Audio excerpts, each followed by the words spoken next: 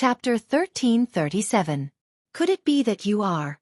Suddenly, the white-robed old man seemed to have thought of something as his body trembled. He turned his head and stared at the middle-aged man in surprise. At least you have a little memory. The middle-aged man sneered. Damn it, how could it be you? The white-robed old man was both shocked and angry. At the same time, there was a trace of panic on his face. It was as if this middle-aged man was a terrifying demon king. The middle-aged man smiled contemptuously. The power of the fake god rolled in all directions as he punched towards the white-robed old man. However, the white-robed old man did not fight anymore. He turned around and fled. You can't escape. You can only choose to fight with me. The middle-aged man said. Why? Why are you helping that woman? What benefits did she give you? The white-robed old man roared. The middle-aged man lowered his arm and seemed to be lost in his memories. After a long time he said, Because she is my benefactor. Boom. Suddenly, his speed soared and caught up with the white-robed old man in a few steps. He slapped the white-robed old man's back. Gotcha! The bones on the white-robed old man's back instantly shattered. Don't go too far. Although you used to be a real war god, you are only a fake god now. If you really fight with your life on the line, it is hard to say who will win and who will lose. The white-robed old man spat out a mouthful of blood and roared. Then give it a try. The middle-aged man's eyes were filled with disdain. All right, you forced me to do this. The white-robed old man suddenly turned around and fought with the middle-aged man again. On the other side, the mysterious lady and the teacher of the Dragon Phoenix house looked at the place where Xueqi self-destructed with lingering fear, and then looked up at the Vice Pavilion Master and the others. The mysterious lady said in a deep voice, Why are you here? The Vice Pavilion Master and the other two looked at each other. Killing intent surged in their eyes. Gong Sun Bei, look after the Mu family's patriarch. The black-robed old man instructed and then, together with the Vice Pavilion Master and another old man, charged towards the mysterious lady and the teacher of the Dragon Phoenix house. Without a word of nonsense, a bloody battle was about to begin. The mysterious lady and her teacher's faces were gloomy. Facing three fake gods, if they did not find a way to escape quickly, they would probably follow in Xueqi's footsteps. But this time, the three Vice Pavilion Masters had also come prepared. How could they let them escape so easily? Furthermore, in order to end the battle as soon as possible, the three of them used their strongest moves the moment they attacked. Deity Art, Fighting Soul, Heaven Destroying Earth. The situation of the battle was extremely tragic. Without any suspense, the mysterious madam and her companion were always at a disadvantage. A short while later, their injuries had worsened by several times, and their situation was not optimistic at all. You'd better not force me to use the divine crystal. The mysterious lady shouted. It would have been better if the divine crystals were not mentioned. The moment the divine crystals were mentioned, the three Vice Pavilion Masters became even crazier, as if they did not care about their lives anymore. Ah! A painful scream rang out. The left arm of the Dragon Phoenix Pavilion's Miss Teacher was directly torn to pieces by the black-clothed old man and the Vice Pavilion Master's divine arts. This is the price for betraying our main tower. The black-clothed old man's eyes were filled with killing intent as he sent another palm strike towards the heart of the young miss of the Dragon Phoenix Pavilion. Ah! The teacher of the young lady of the Dragon Phoenix Pavilion was sent flying on the spot, his blood staining the sky. Old 9. The mysterious lady turned pale with fright. Madam, leave quickly. I'll hold them back. The teacher of the Dragon Phoenix Pavilion's Miss Teacher roared as he stabilized himself in the air. With a monstrous divine might, he pounced towards the three Vice Pavilion Masters. Hold us back. Unless you self-destruct as well. The three Vice Pavilion Masters coldly snorted and decisively abandoned the mysterious lady. At the same time, they surrounded the teacher of the Dragon Phoenix Pavilion's Miss Teacher. Obviously, they wanted to take advantage of the situation and kill the teacher of the Dragon Phoenix Pavilion's Miss Teacher, before joining forces to kill the mysterious lady. You're courting death. The mysterious lady was furious. Boom! A shocking godly aura burst out from his body. The three Vice Pavilion Masters were shocked and hurriedly looked over. They saw a 5-colored crystal floating above the mysterious lady's head, blooming with a resplendent 5-colored divine light. That's right. It was the divine crystal that all the forces were envious of. Don't be afraid. The divine power required to revive the divine crystal is beyond imagination. I don't believe that she really dares to revive. The black-clothed old man shouted as he continued to attack the teacher of the Dragon Phoenix Pavilion's Miss Teacher. The vice pavilion master and the other old man looked at each other and ignored the mysterious lady. You're underestimating my courage. There's nothing in this world that I don't dare to do. The mysterious lady stared at the three of them coldly.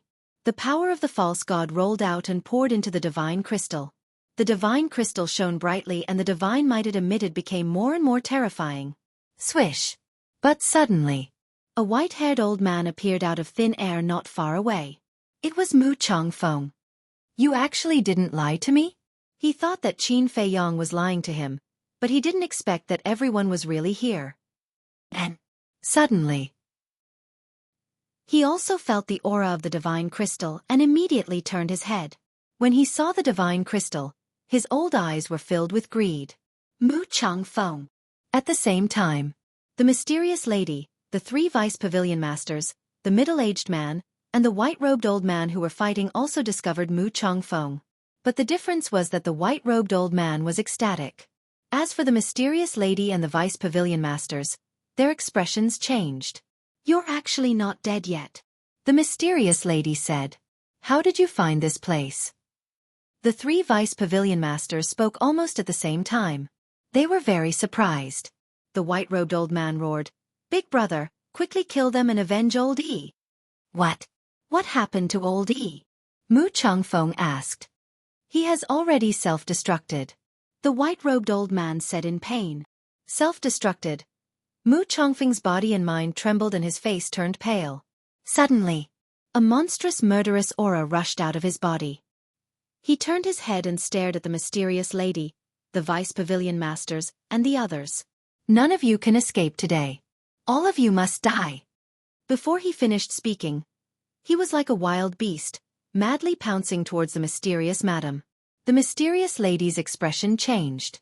She looked at the three vice pavilion masters and said, He's too strong. We have to work together to kill him first. The three vice pavilion masters looked at each other and nodded at the same time. Okay. The black-robed old man looked at the mysterious lady and said, We can work together, but we can't revive the divine crystal. They were also worried that during the battle, the mysterious lady would revive the divine crystal and kill them together with Mu Changfeng. No problem. The mysterious lady nodded and decisively put away the divine crystal. The next moment, the mysterious lady and the vice pavilion masters worked together to kill Mu Changfeng. After the teacher of the Dragon Phoenix Pavilion's young lady took a regeneration pill and a healing pill, he followed behind the four and attacked Mu Changfeng crazily. The situation changed in an instant. Although Mu Changfeng was strong, the mysterious lady and the main tower had joined forces. There were a total of 5 false gods. And other than the vice pavilion masters, they were all veteran false gods.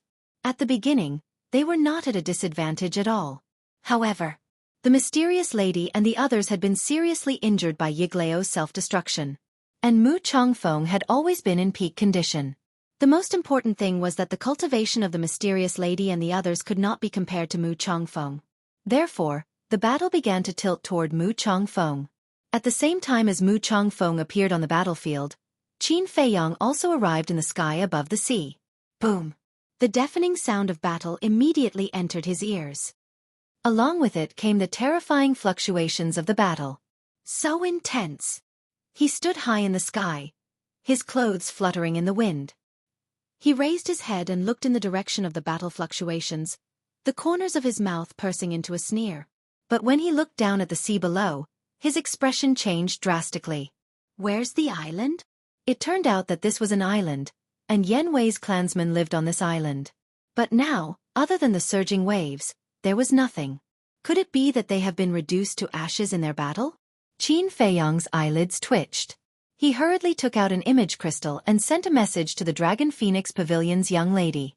Buzz! The illusory image of the Dragon Phoenix Pavilion's young lady appeared. Where are Yan Wei's clansmen? Qin Feiyong said solemnly. The Dragon Phoenix Pavilion's young lady said, They are all with me. How is the situation on the Mu family's side now? Qin Feiyong heaved a sigh of relief and said, "Give me the coordinates. We'll talk about it when I get there." The Dragon Phoenix Pavilion's young lady nodded and gave Qin Feiyong the coordinates. Qin Feiyong immediately turned off the image crystal, opened the teleportation gate, and walked in. In the next moment, he appeared above an island. The island was about 10 miles in diameter. There were many people gathered on the island. They were really from the Heavenly Tiger Tribe. "It's Qin Feiyong." The people of the Heavenly Tiger Tribe also noticed Qin Feiyong at the first moment. They all shouted from below, appearing to be extremely affectionate. Qin Feiyong smiled and raised his head to look at the surrounding void. He saw the Dragon Phoenix Pavilion's young lady standing in the sky not far away, looking at the sea ahead with worry in her eyes. Whoosh! At this moment, a few elders soared into the sky and landed in front of Qin Feiyong. They bowed and said, "Greetings, young Master Qin." They were all elders of the Heavenly Tiger Tribe. Their cultivation was basically at the 9-star Battle Saint realm. "No need to be so polite." Qin Feiyong retracted his gaze and looked at the few of them with a smile. One of the elders asked, "Young Master Qin, where's the patriarch? Did he come back with you?" "No. He has a mission and stayed in the Great Qin Empire." Qin Feiyong said. "Is there any danger?" The elders looked at Qin Feiyong worriedly. Qin Feiyong smiled and said, "There is definitely danger, but with your patriarch's ability, he will definitely be able to avert the danger."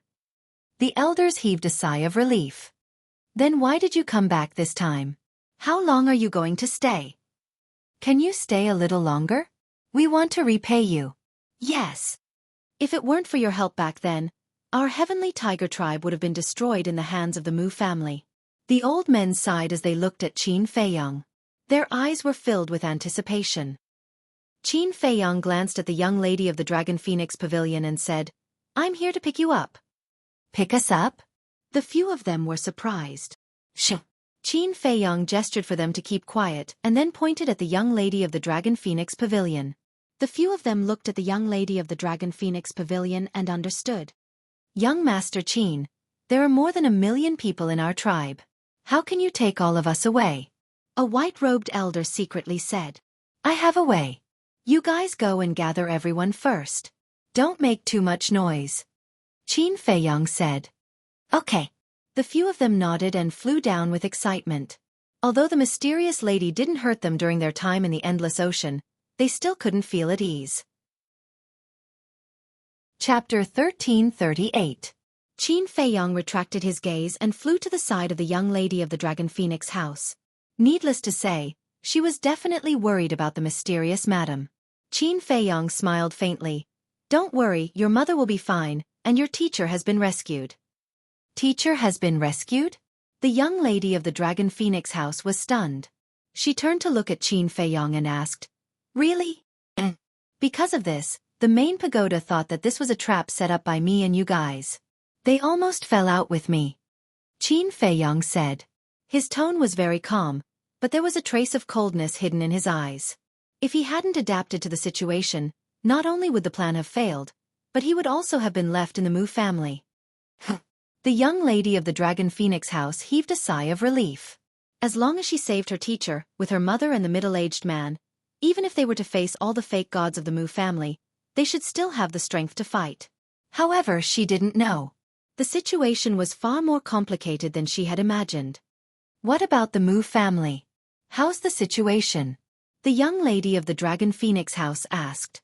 Qin Feiyong smiled faintly and said, 1-star to 9-star War Emperor have basically been killed by the people of the main pagoda. Killed? The young lady of the Dragon Phoenix house's gaze trembled. Qin Feiyong said, "In short, the Mu family's vitality has been greatly damaged this time. Even if they have the potential pill formula, without a few thousand years of cultivation, it will be difficult for them to recover." The young lady of the Dragon Phoenix house said, "Then now that our goal has been achieved, shouldn't we let Mother and the others retreat?" "I'm afraid that even if they retreat now, they won't be able to," Qin Feiyong said meaningfully. "What do you mean?" The young lady of the Dragon Phoenix house frowned. Qin Feiyong smiled faintly and did not answer. He lowered his head and looked at the people on the island below. Those old men were very capable. The people who were scattered in various places had already gathered together. Swish! Qin Feiyong took a step forward and landed in the air above the crowd.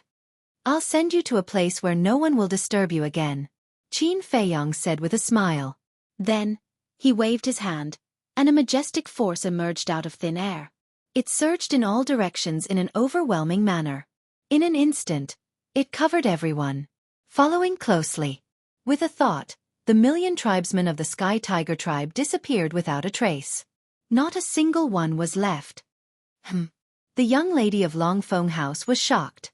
She quickly flew to Qin Feiyong's side and scanned the island. She asked, "Where did you send them?" Qin Feiyong still did not answer. He said indifferently, "Seeing that we are acquaintances, I advise you to find a place to hide first." "What do you mean?" The young lady of the Dragon Phoenix House said angrily. "You will understand soon enough." After saying that, Qin Feiyong directly entered the ancient castle and drove it towards the battlefield at lightning speed. "Qin Feiyong, quickly come out and explain things to me," the young lady of the Longfeng Pavilion shouted angrily. However, it was like a stone sinking into the sea. No one responded to her. Inside the ancient castle. "Little cousin, how could you bear to hurt such a beautiful woman? Aren't you too cold-blooded?" Lu Zheng looked at Qin Feiyong with disdain. "She's wearing a veil on her face. How do you know she's beautiful?" Qin Feiyong was speechless. "TSK, who am I?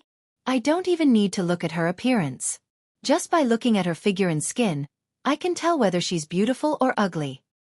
Moreover, this woman's voice is so pleasant to the ears. How could she be ordinary?" Lu Zheng said proudly. Qin Feiyong rolled his eyes and no longer paid any attention to him. As they got closer to the battlefield, the battle fluctuations became more and more terrifying. However, with the ancient castle around, there was no need to worry about hurting them. About a few hundred breaths passed. The ancient castle finally entered the core area of the battlefield. Qin Feiyong could already see a few blurry figures in the screen. "Let me calculate. Chief Pagoda Master has 3 false gods. The Mu family has 3 false gods. There are also 3 false gods on the mysterious madam's side. There are a total of 9 false gods. 9 false gods fighting. This is the first time I've seen such a great battle." Lu Zheng was very excited. His eyes were full of anticipation. "Aren't you talking nonsense? In today's world, even a super powerhouse at the peak of the 9-star combat emperor realm is rare, let alone 9 false gods fighting in one place at the same time." Qin Feiyong rolled his eyes at him. In this sea area, the wind whistled and huge waves covered the sky. The destructive fluctuations of the battle filled every inch of the void and every corner. Even a powerhouse at the peak of the 9-star combat emperor realm would be torn to pieces in an instant. But this couldn't stop the ancient castle from moving forward at all. Since the ancient castle's first seal was unlocked, its power had increased several times. Soon, the figures in the screen became clear. Qin Feiyong and Lu Zheng could finally see the battlefield clearly. Damn! That middle-aged man is actually so strong. Looking at the middle-aged man fighting with the old man in a white robe, Lu Zheng's eyes almost popped out. "He is strong to begin with," Qin Feiyong said. When they were fighting for the divine crystal, if it weren't for the middle-aged man's help, the mysterious madam wouldn't have been able to fight against the main pagoda and the Mu family. With a wave of his hand, the screen changed and landed on the other side of the battlefield. "What?" Immediately, their eyes widened in anger and disbelief. The mysterious madam's side and the main pagoda's side working together were all within their expectations. Because Mu Chongfeng's strength was too strong, they were definitely not his match in a one-on-one fight, so they could only work together. But at this moment, the two sides working together were still no match for Mu Chongfeng. This came as a surprise to them. How could a super overlord at the peak of the pseudo-god realm be so strong? If he was really so strong, then why didn't Mu Chongfeng quickly take down the 3 deputy pavilion masters in the Mu family? Hiding his strength? But that wasn't right. Because at that time, the 3 deputy pavilion masters had killed everyone in the 10 stone towers. If it were anyone else who encountered such a situation, they would have used all of their strength to take down the invaders. So, the possibility that Mu Chongfeng was hiding his strength was not valid at all. Then why was this? Just the 3 deputy pavilion masters were enough to compete with Mu Chongfeng, but now the 5 of them working together were still suppressed? The mysterious madam's group of 5 were all missing arms and legs at this moment, looking extremely embarrassed. Wait, why don't I see Yigleo? Suddenly, Qin Feiyong was surprised. The screen changed and scanned the entire battlefield. He saw Gong Sun Bei and the Mu family's patriarch in the distance, but there was no trace of Yigleo. No. We were all seriously injured by Yigleo's self-explosion. If we don't recover the divine crystal now, we won't be his opponent at all. Suddenly, the mysterious madam's fierce voice sounded. What? Qin Feiyong and Lu Zheng's body trembled violently, and their faces were full of horror. Yigleo actually blew himself up? This is too unexpected. Haha. This is really great news. Lu Zheng couldn't help but laugh, full of joy. Qin Feiyong's face also had a trace of a smile. With Yigleo's death, when they officially fight with Mu Tianyong in the future, they will have one less powerful opponent. And this time, no matter the result, the Mu family's loss is the greatest. The war emperor was killed. The herb field was swept clean. They also lost a false god. Even the Mu family's patriarch and great ancestor. This is no longer a great loss of vitality. Because such a loss is enough to shake the foundation of the Mu family. Lu Zhang suddenly came back to his senses and urged. The mysterious madam seems to have said that she wants to recover the divine crystal. Quickly get ready. Qin Feiyong immediately changed the screen and locked onto the mysterious madam. He saw that the 3 deputy pavilion masters were struggling when they heard that the mysterious madam wanted to recover the divine crystal. What are they hesitating for? Lu Zhang was puzzled.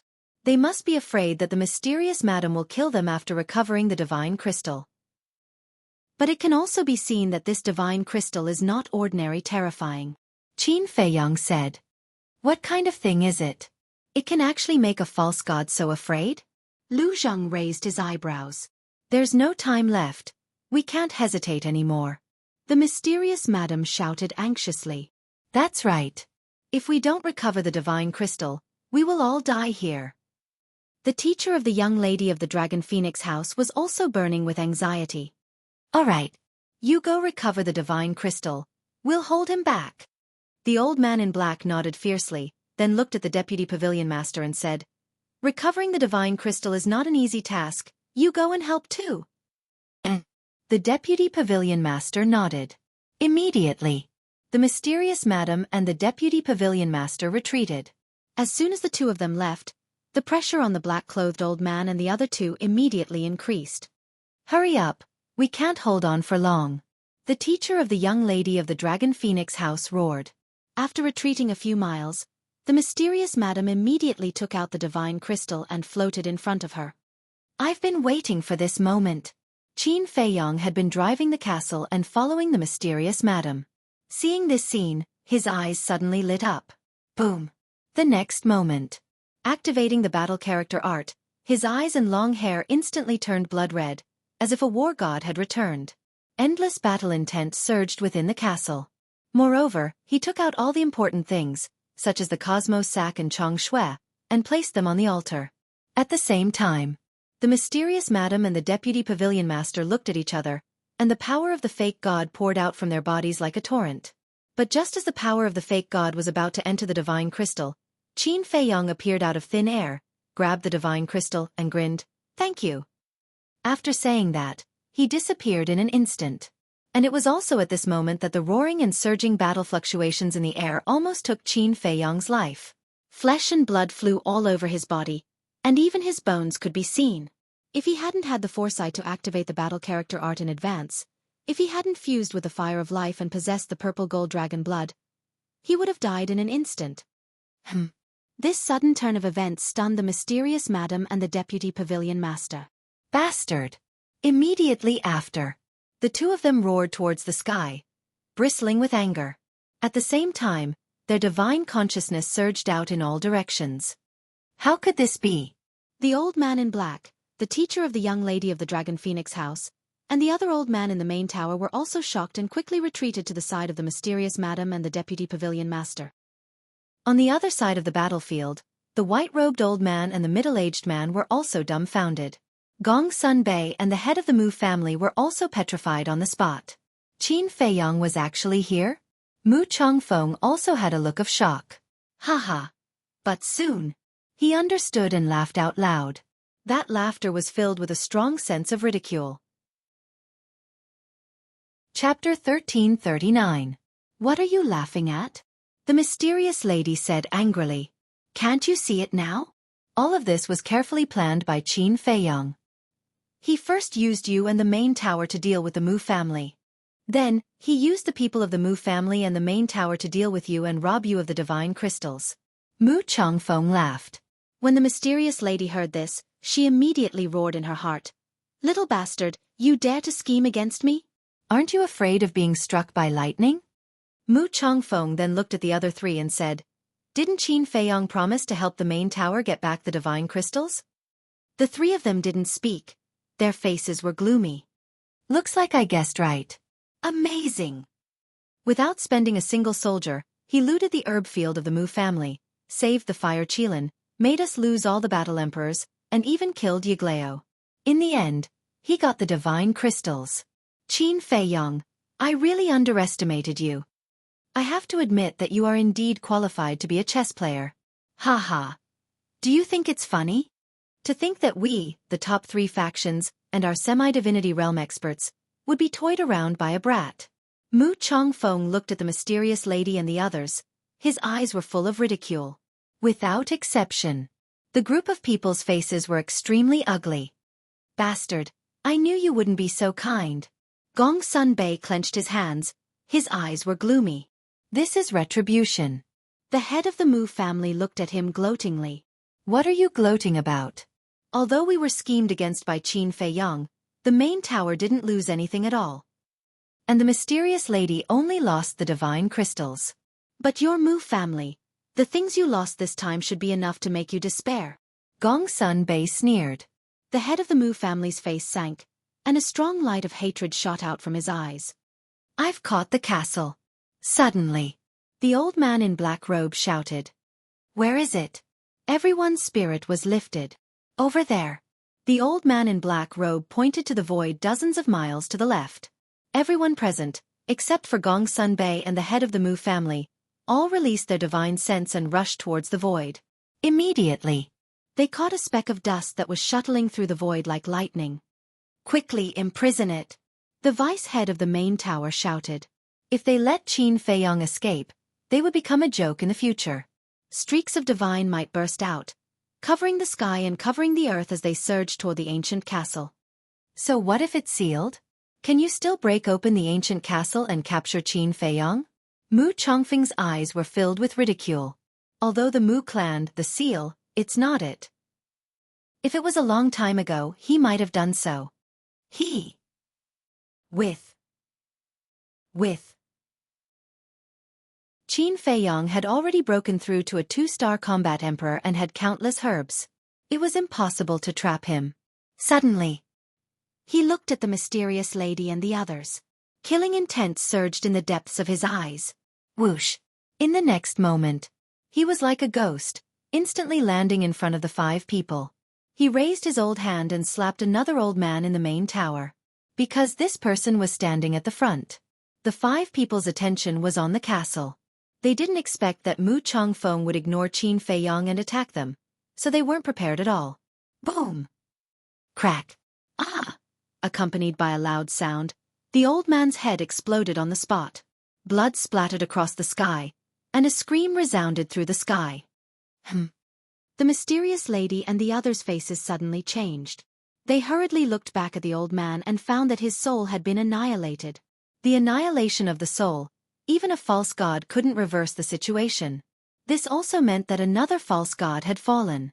Immediately after, the 4 of them retreated at the same time. With the divine crystals, you still have a little chance. But now, the divine crystals have been snatched away by Qin Feiyang. What else can you use to fight me? All of you die. Mu Changfeng laughed sinisterly and rushed toward the 4 people crazily. In the distant void, inside the castle, Qin Feiyang was lying on the ground, bleeding all over. When they were fighting for the divine crystals, the battle fluctuations in the void had caused fatal injuries to him. Now, he didn't even have the strength to stand. Even his consciousness was being swallowed by the darkness. However, He knew that he couldn't faint now. Therefore, he bit his tongue and tried to stay awake to drive the castle away from this place. The divine crystals were quietly on the ground of the castle. As for Lu Zhang, he had been nervously staring at Mu Chongfeng and the others in the screen. Seeing that Mu Chongfeng suddenly attacked the mysterious lady and the others, he was relieved. He immediately ran to Qin Feiyang's side, squatted on the ground, and asked anxiously, "How are you?" Although he was a little unhappy with Qin Feiyang, blood was thicker than water. He still cared about this little cousin of his. "I won't die," Qin Feiyang said weakly. "It's good that you won't die." Lu Zhang immediately took out a healing pill with 5 elixir veins and stuffed it into Qin Feiyang's mouth. However, the injuries were too serious. Even a healing pill with 5 elixir veins would have little effect. Seeing this, Lu Zhang frowned and said, "What do we do now?" Qin Feiyang said, "Help me up. Let's leave the castle and return to the great Qin Empire immediately." Lu Zhang was stunned and asked, "What about the mysterious lady and the others?" Qin Feiyang said, "I've achieved my goal. Whether they live or die has nothing to do with me." "That makes sense." Lu Zhang nodded. Ignoring the blood on Qin Feiyang's body, he picked up Qin Feiyang. Qin Feiyang willed and the two immediately appeared in the sky above the sea. Then, Lu Zhang opened the portal and descended above the ice lake with Qin Feiyang in his arms. Qin Feiyang said, "The teleportation altar is in a grotto at the bottom of the lake." He was almost at his limit. Lu Zhang didn't dare to delay for a moment and immediately rushed into the ice lake. At the same time, his battle aura surged and formed a battle aura boundary to separate them from the bone-chilling lake water. "What's going on?" Before reaching the bottom of the lake, the snow python greeted them. Looking at Qin Feiyang's injuries, its eyes were full of shock and confusion. "There's a situation," Lu Zhang said respectfully, but there was a trace of suspicion in his eyes. When he first came here, he clearly sensed a wisp of dragon aura here. Why was it gone now? A situation? The snow python was stunned. It looked at Qin Feiyang and sneered. "You're so badly injured. It seems that you've hit a wall this time." Qin Feiyang smiled bitterly. Lu Zhang asked, "Senior, can we leave now?" He was very impatient, but he didn't dare to show it. The snow python glanced at Lu Zhang, then looked at Qin Feiyang and said, "You'd better behave yourself in the future. Otherwise, you'll lose your life. Let's go." Lu Zhang immediately carried Qin Feiyang and rushed down. After reaching the bottom of the lake, Qin Feiyang pointed to the entrance of the grotto. He couldn't hold on any longer and fell into Lu Zhang's arms, fainting. "Little cousin." Lu Zhang's expression changed. Feeling that Qin Feiyang's heart was still beating, he let out a breath and carried Qin Feiyang to the entrance. After entering the grotto, he didn't waste any time and immediately activated the altar. "Qin Feiyang, why did you lie to me? Come out and explain it to me." But at this moment, Gong Sunbei's angry roar came from outside. He guessed that Qin Feiyang would immediately leave the Forgotten Continent after stealing the divine crystal, so he rushed here. However, Lu Zhang didn't pay attention to him at all. He stepped onto the altar and his figure quickly faded. Outside the ice lake, Gong Sunbei held the Mu family's head and stood by the lake, his eyes full of anger. Dong. At this moment, the snow python broke out of the water and floated above the lake. "Greetings, senior." Gong Sunbei's pupils shrank and he bowed. "He's gone. You can leave too. Don't disturb my meditation." After the snow python finished speaking, it returned to the ice lake and disappeared. Gong Sunbei looked at the ice lake, his face full of unwillingness. After a long time, he turned and left with the Mu family's head. Butterfly Valley. Hundreds of flowers bloomed, and the fragrance of the flowers filled the air. Stalks of emerald green grass swayed in the wind, full of vitality. By the lake, Old Man Qin sat on a bluestone as usual, like an ordinary old man in the countryside. He didn't have the slightest aura, quietly fishing. Suddenly, he looked up at the sky, a cold light flashing in his eyes. Almost in the next moment, two figures appeared. It was Lu Zhang and Qin Feiyang. Seeing that it was Qin Feiyang, the cold light in Old Man Qin's eyes faded, but then he noticed Qin Feiyang's injury. Whoosh! He immediately put down the fishing rod, turned into a stream of light, and landed in front of Lu Zhang. Looking at the unconscious Qin Feiyong, he asked, "What happened?" "It's a long story. Let's find a place to put him first," Lu Zhang said. "Come with me." Old man Qin glanced at Lu Zhang, then turned and flew down to the wooden building below. Lu Zhang followed closely behind him. Entering the wooden building, Old man Qin took Lu Zhang into a bedroom. The bedroom was very simple. There was no decoration, only a clean wooden bed. Lu Zhang gently placed Qin Feiyong on the wooden bed, then silently observed Qin Feiyong's condition. Although Old man Qin was full of doubts, he didn't disturb Lu Zhang at this moment. Time flew by. An hour passed. Seeing that Qin Feiyong's injury didn't worsen and was gradually getting better, Lu Zhang was completely relieved. Old man Qin couldn't wait to ask, "What happened to make him like this?" "Let's talk outside." Lu Zhang turned and walked outside. Old man Qin hurriedly followed. The two left the room and walked to the tea table in the hall. The tea table was carved from a very common tree root, looking simple and plain. "I didn't expect a fake god to live such a simple life." Lu Zhang glanced at the tea table, then glanced at the hall, and smiled. Old man Qin rolled his eyes at him and said impatiently, "Don't talk nonsense. Tell me what you experienced on the Forgotten Continent." "I've been on the run for so long, my mouth is dry. You should at least make me a pot of tea to moisten my mouth, right?" Lu Zhang sat by the tea table and chuckled. "You want me to make tea for you? Who do you think you are? Are you looking for a beating? Tell me." Old man Qin's face darkened, and he said angrily. Lu Zhang smiled helplessly and slowly told him what happened these days. However, he didn't mention the divine crystal. Chapter 1340. After listening, Old man Qin was dumbfounded. He did not expect that in just a few days, Qin Feiyong and Old man Qin had experienced so many things. Lu Zhang picked up the teacup and moistened his throat. He smiled and said, "My little cousin's performance is not bad, right?" "Good." Old man Qin nodded. His old face was full of praise. With the cultivation of a 2-star combat emperor, he dealt with the 3 superpowers of the Forgotten Continent. Among them, there were 9 fake gods. If it was anyone else, it would be impossible to succeed. However, not only did Qin Feiyong successfully deal with them, he even killed 2 fake divinities and took advantage of them. Who could compare with such a mind? Even he was left in the dust. And the most happy thing was that the Mu family. Time passed day by day. During these days, Lu Zhang temporarily stayed here. Other than taking care of Qin Feiyong, he fished, drank tea, and chatted with Old man Qin every day. His days were very comfortable. On the 5th day, Qin Feiyong finally woke up from his coma. The injuries on his body had been completely healed with the help of the Flame of Life and the purple gold dragon blood. His skin was as smooth and tender as a newborn baby's.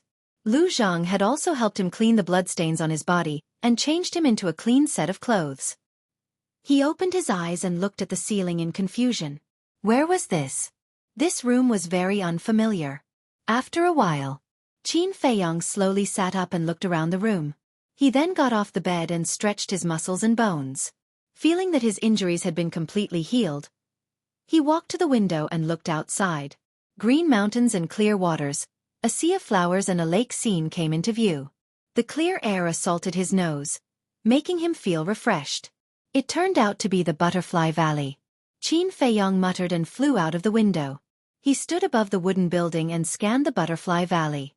Soon, he saw Old man Qin and Lu Zhang by the lake. The two of them sat by the lake, fishing with fishing rods in their hands. They were like a pair of grandfather and grandson, laughing and chatting leisurely. Whoosh! Qin Feiyong's figure moved.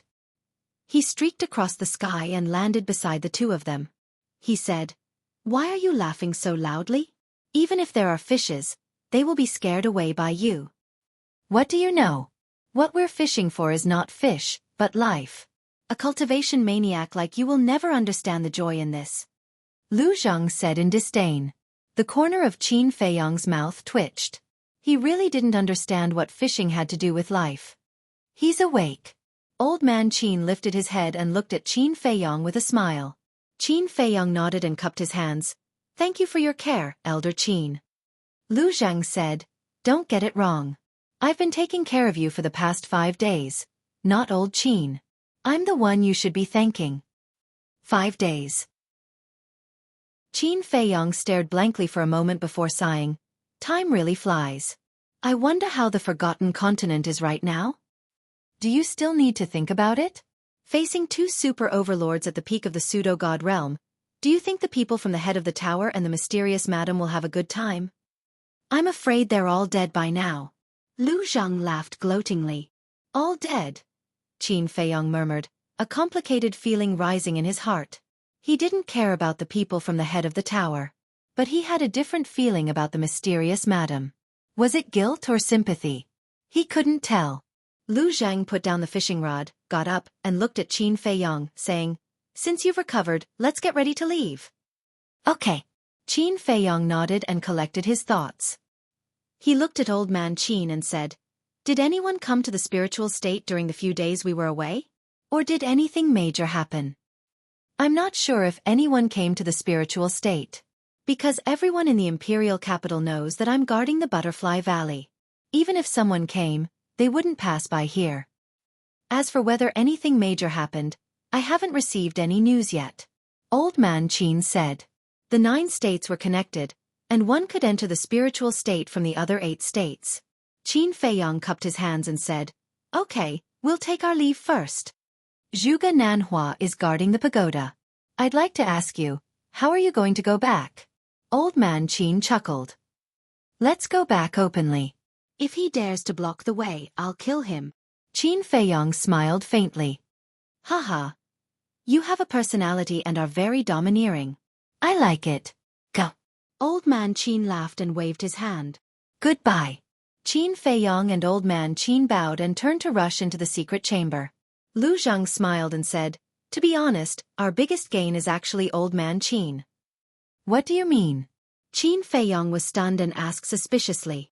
Now that old man Qin is on our side, with his strength and status in the great Qin Empire, he will be of great help to us in the future. Lu Zhang said. I won't object to this. Qin Feiyong smiled. After a while, the 2 of them entered the secret chamber, and Lu Zhang immediately revived the altar. But suddenly, Qin Feiyong reached out and stopped Lu Zhang. What's wrong? Lu Zhang looked at him in confusion. Qin Feiyong said, I'll send a message to Fatso first to see if he's still in the spiritual state. Then he took out the image crystal. However, after waiting for a long time, Fatso did not respond. Qin Feiyong also put away the image crystal and looked at Lu Zhang. Let's go. It was impossible for Fatso not to respond to him. The only explanation was that Fatso did not receive his message.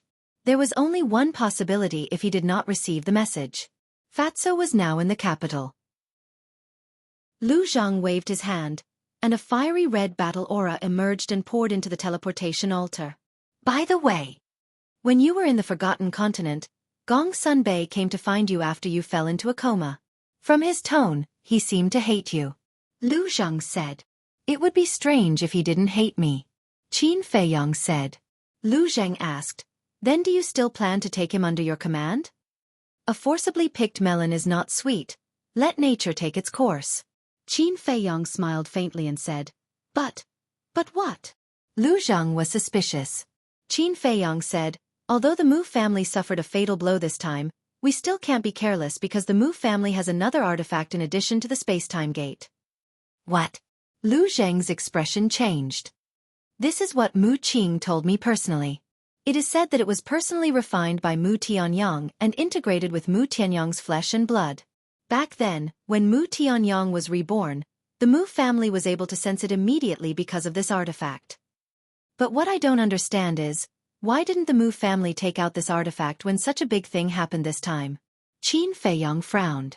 Why didn't you tell Gong Sun Bei about such an important thing? Lu Zhang was surprised.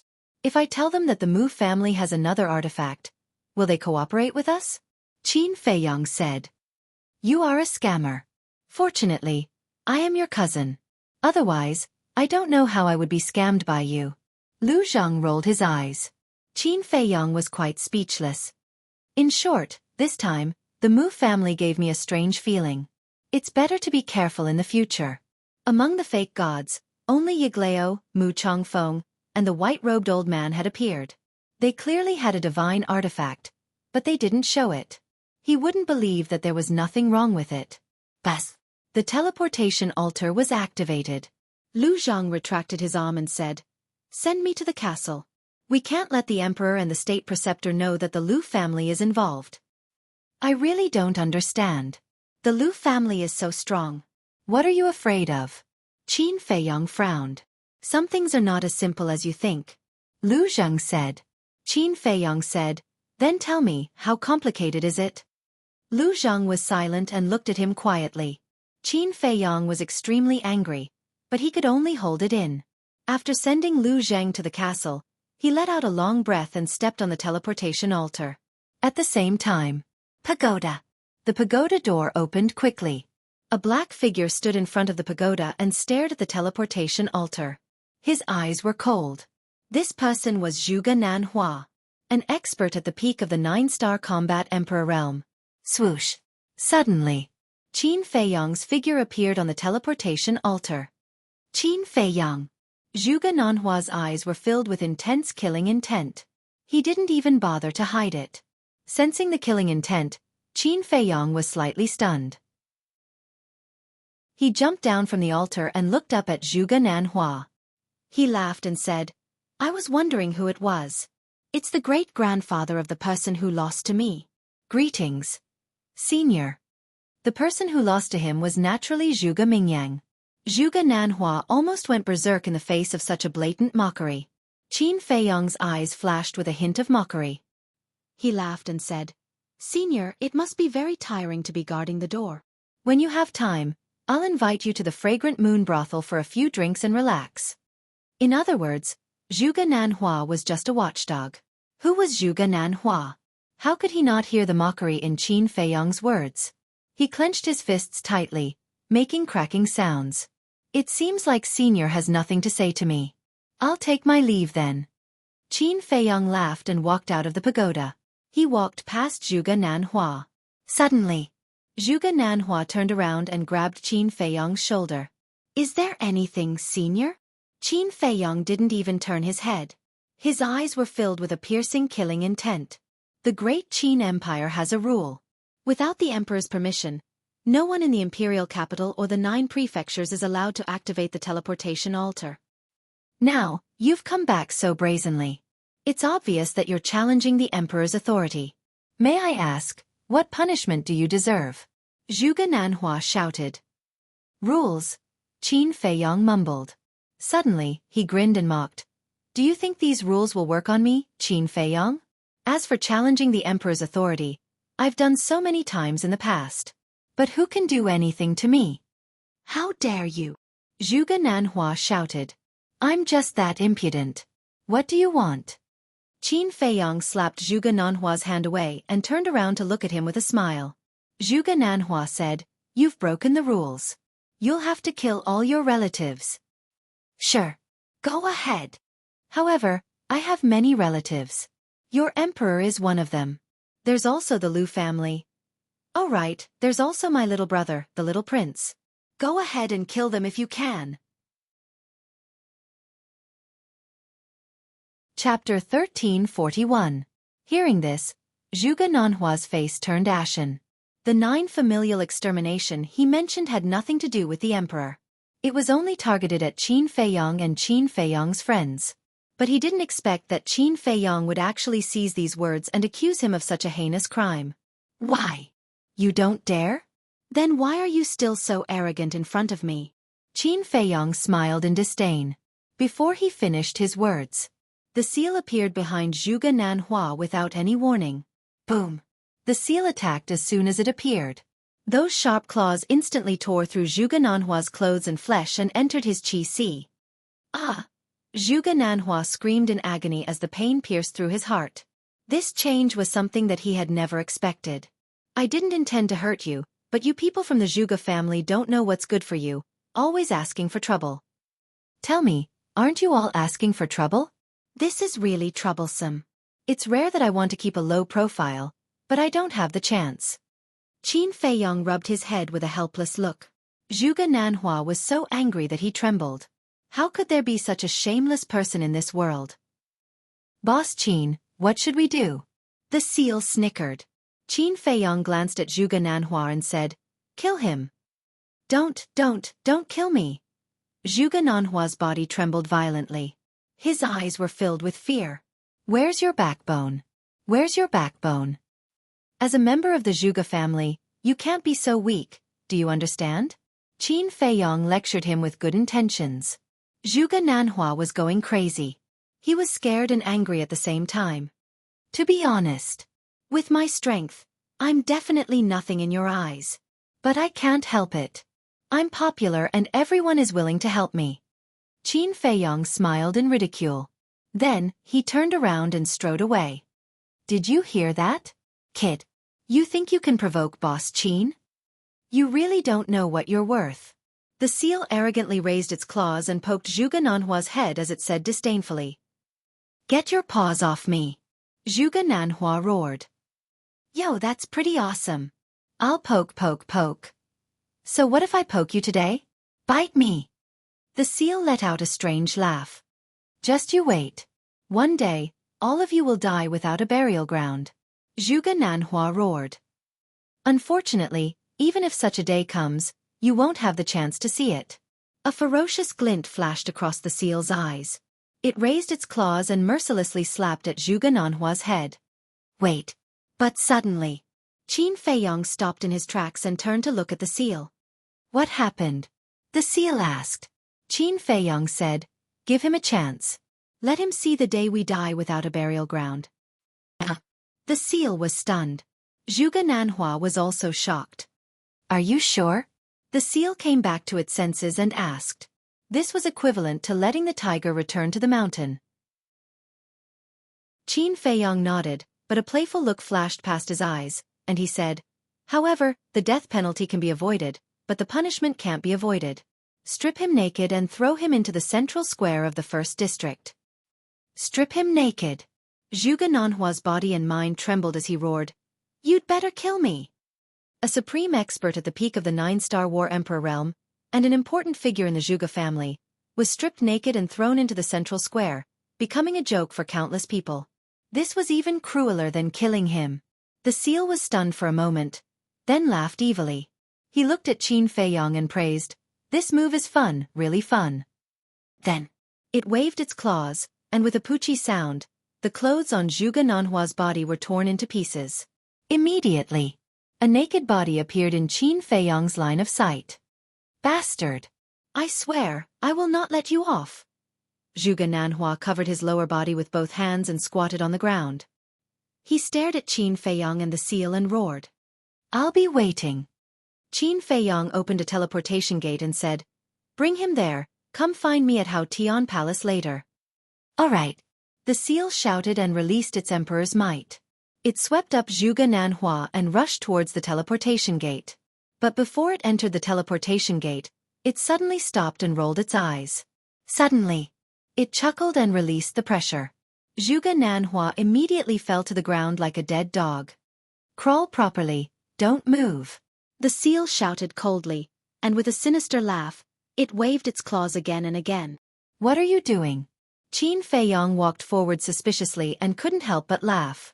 On Zhuge Nanhua's back, there was a line of bloody words. I am an old hooligan, I am an old beast, I am an old undying bastard who grew up eating feces. It was just this sentence. How is it? The seal looked at Qin Feiyong with its thieving eyes. Not bad. Qin Feiyong held back his laughter and nodded. Hee. The seal grinned and swept up Zhuge Nanhua again, entering the teleportation gate without looking back. Haha. After the teleportation gate disappeared, Qin Feiyong couldn't hold it in anymore and laughed out loud. One could imagine how big of a commotion Zhuge Nanhua would cause when he appeared in the central square. Swoosh. At this moment, a white-haired old man flew through the air and landed on top of the pagoda. It's you. It was the Grand Tutor. When enemies met, their eyes were exceptionally red. Be it the Grand Tutor or Qin Feiyong, their eyes were filled with a strong cold light. Yes, it's me. Qin Feiyong said. Why are you here? The Grand Tutor said angrily. Just as he finished speaking, he noticed the bloodstains on the ground. His expression changed slightly, and he hurriedly rushed into the pagoda. Seeing that there was no one in the pagoda, he released his divine might and imprisoned Qin Feiyong. He shouted, "Where is Zhuge Nanhua? What did you do to him? If you want to know, go to the central square of the first district yourself. Also, don't use your tortoise's might to imprison me. It will make me very angry. Once I get angry, I can't guarantee that I'll do something out of line." For example, Zhuge Mingyang. Qin Feiyong sneered. The Grand Tutor clenched his fists and stared at Qin Feiyong. In the end, he withdrew his divine might, opened a teleportation gate, and rushed in like lightning. Qin Feiyong sneered, glanced at the back mountain of the Imperial Palace, and also opened a teleportation gate and left. The first district. Central Square. There was a teleportation gate in the square. But unlike ordinary teleportation gates, this teleportation gate was fixed and led to several other districts. Because of this, there was a lot of traffic in the central square every day. For example, there were hundreds of people lining up in front of the teleportation gate. "Everyone, come here quickly. I have a surprise for you." Suddenly, a laugh sounded in the air above the square. And the people in the square immediately looked up. They saw a seal standing in the air, and beside it was a naked man. What's going on? Everyone was stunned. Although Zhuge Nanhua had been famous for a long time, he rarely appeared in front of people, so many people had only heard of his name and had never seen him in person.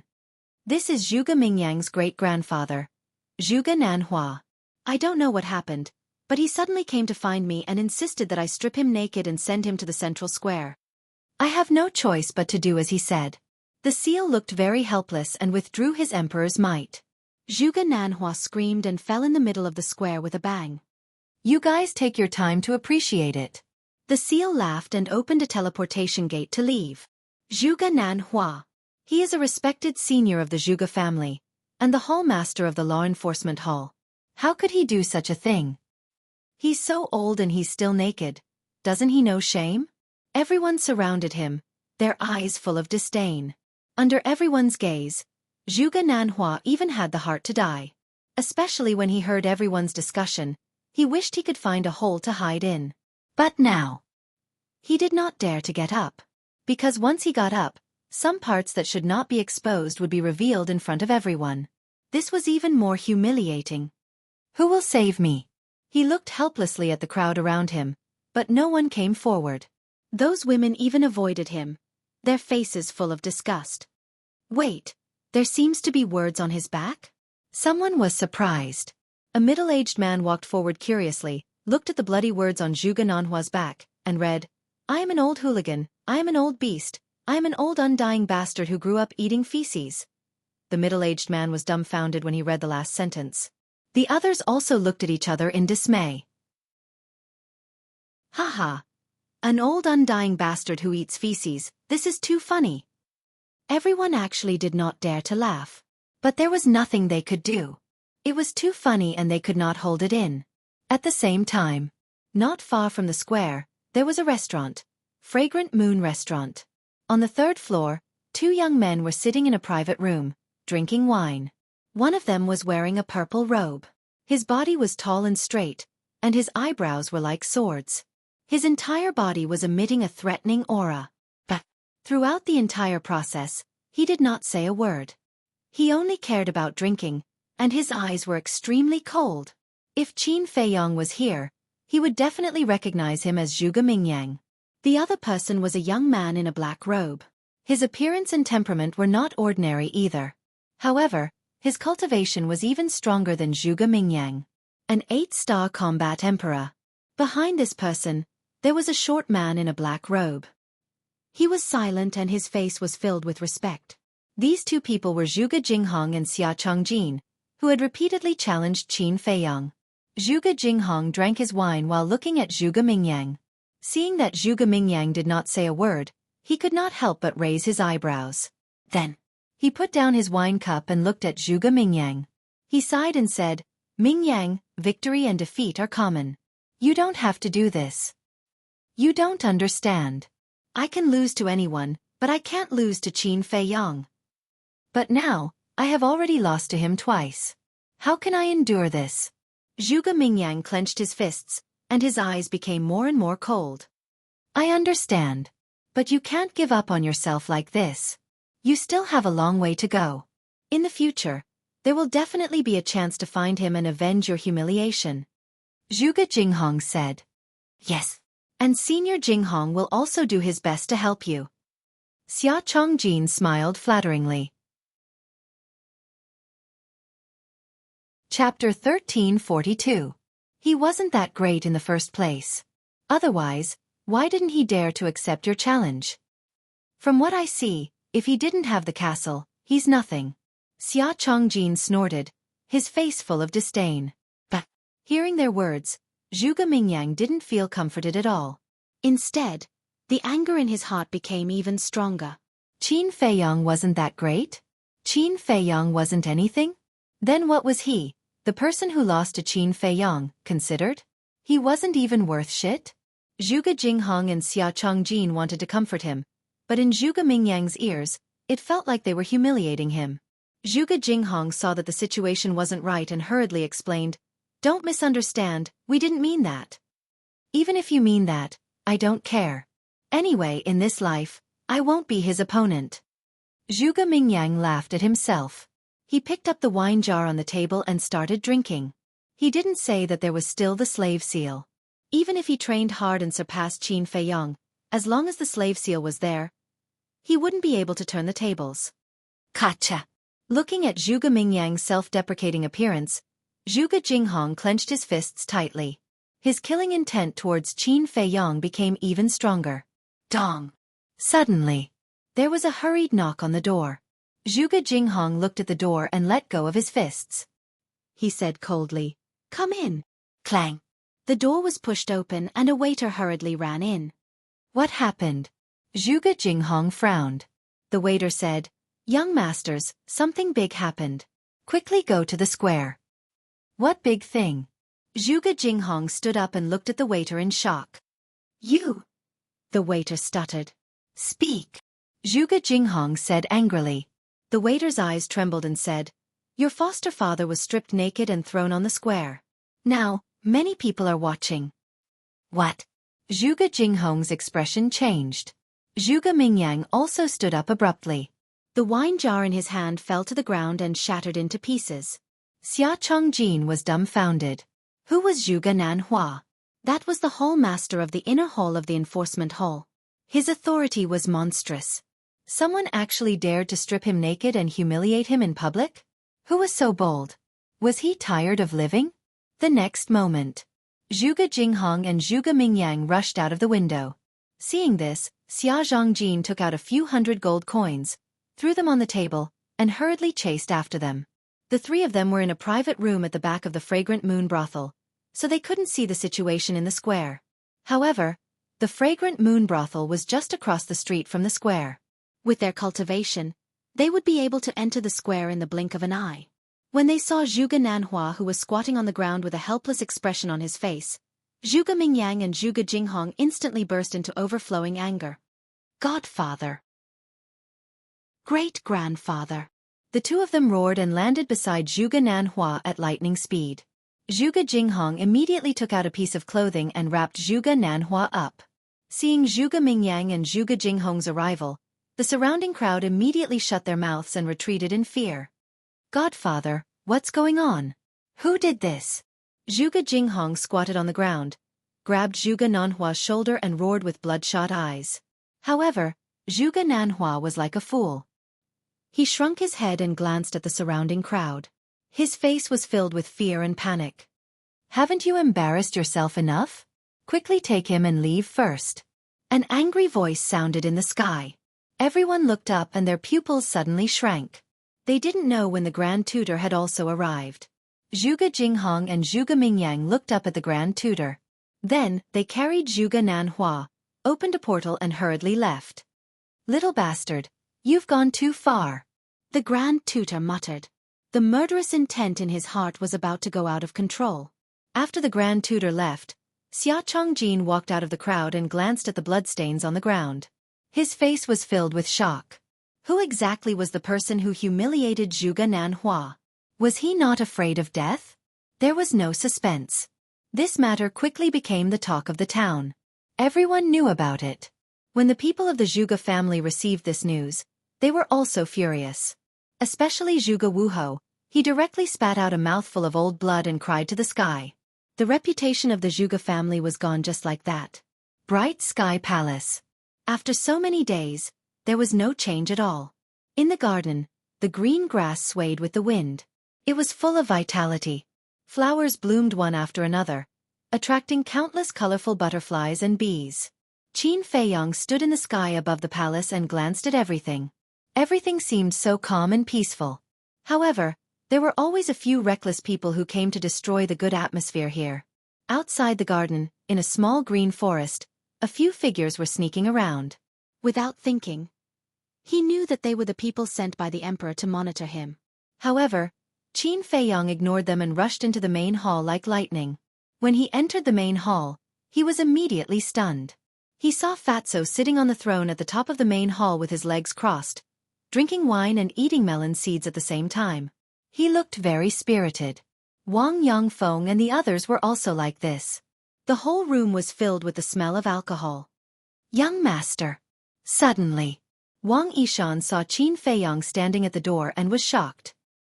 He quickly threw away the wine cup. Young master? Boss. Fatso, Wang Yongfeng and the others were stunned. They turned their heads and looked. They all got up and hid the wine cup behind them. Not bad. All of you know how to enjoy yourselves. Qin Feiyong glanced at the crowd and said with an indifferent expression. Wang Yongfeng and the others looked at each other, quickly put down the wine cup and ran towards Qin Feiyong. They were all panicking. Young master, we were wrong.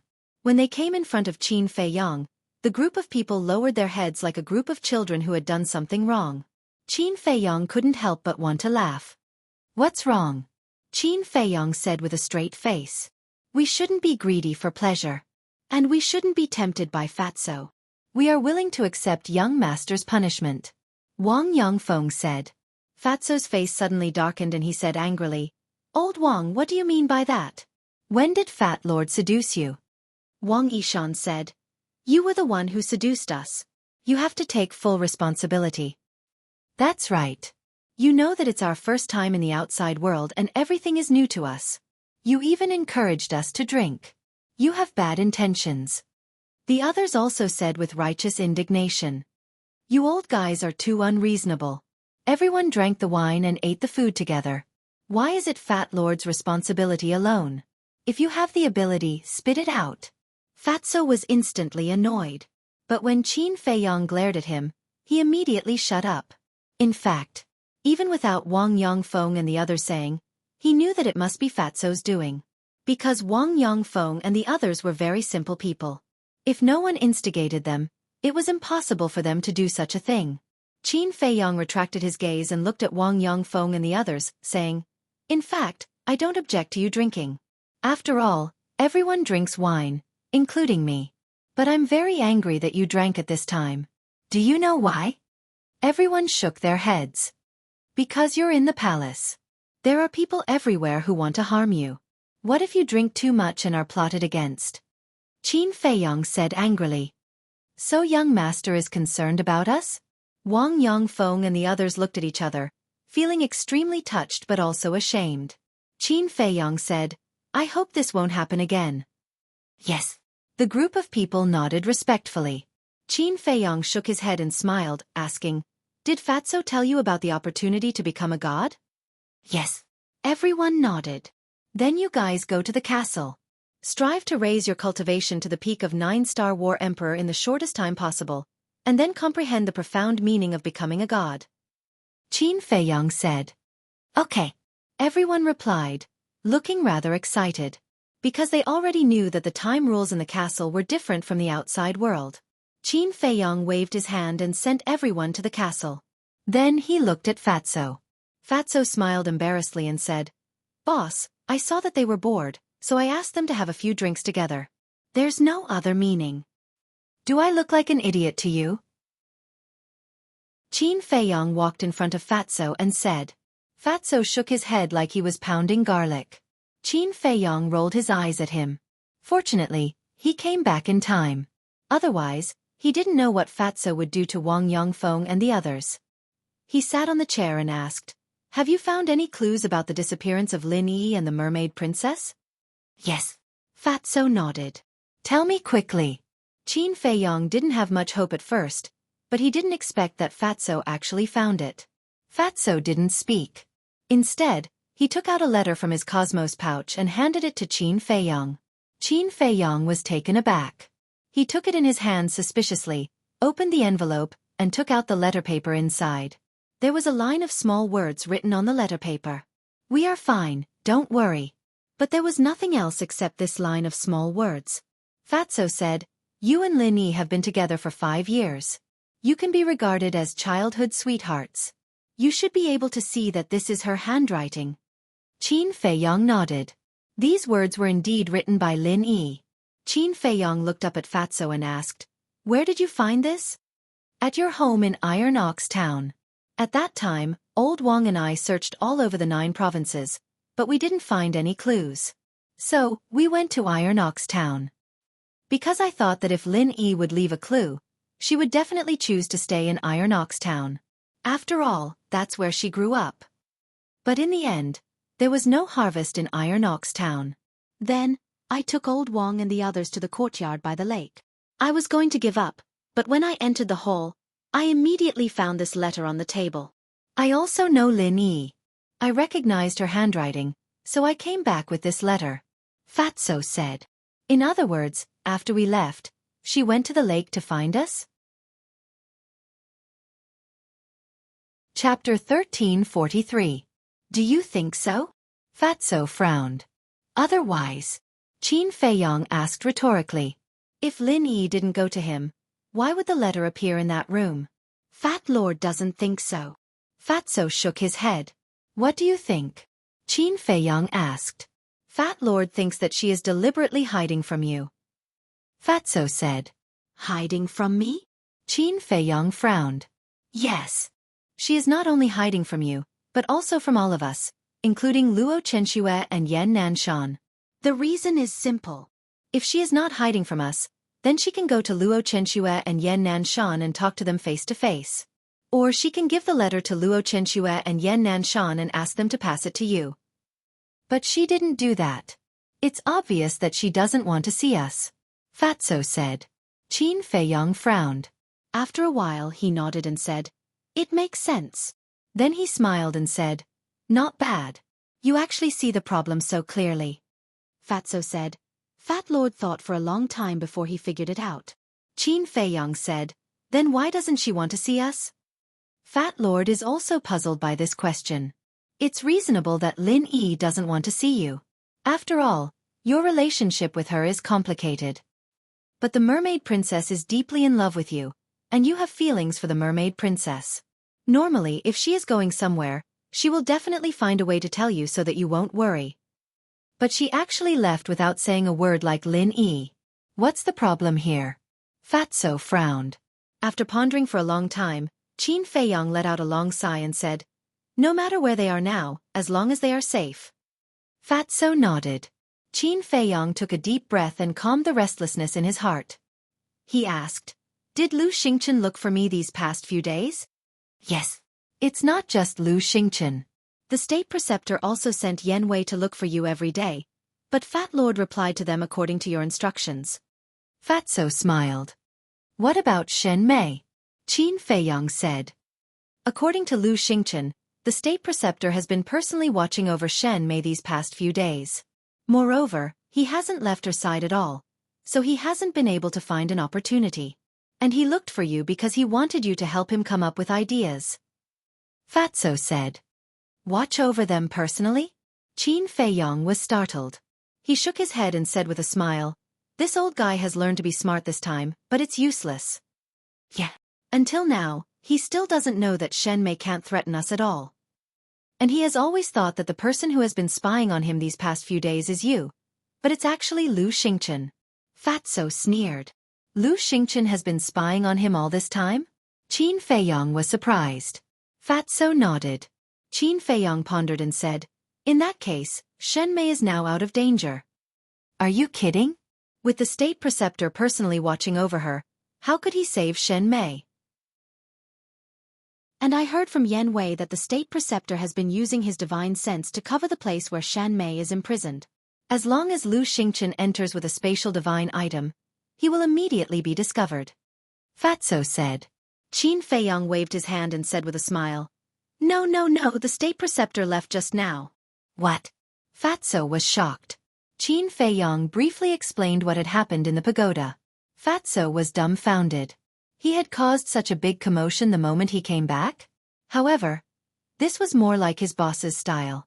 Fatso gave him a thumbs up and gloated, Zhuge Nanhua has an important position in both the Zhuge family and the temple. Now that such a thing has happened, everyone in the Zhuge family must be mad. It's best if one or two of them die from anger. Qin Feiyang smiled faintly, and then said, But why hasn't the seal returned yet? It's been so long. Could something have happened? Speak of the devil. Whoosh. The seal rushed into the main hall like lightning and shouted, Boss Qin, something bad has happened. Boss has drunk too much and is acting crazy in the inner city. Acting crazy? What nonsense are you talking about? Isn't boss doing well here? Fatso frowned.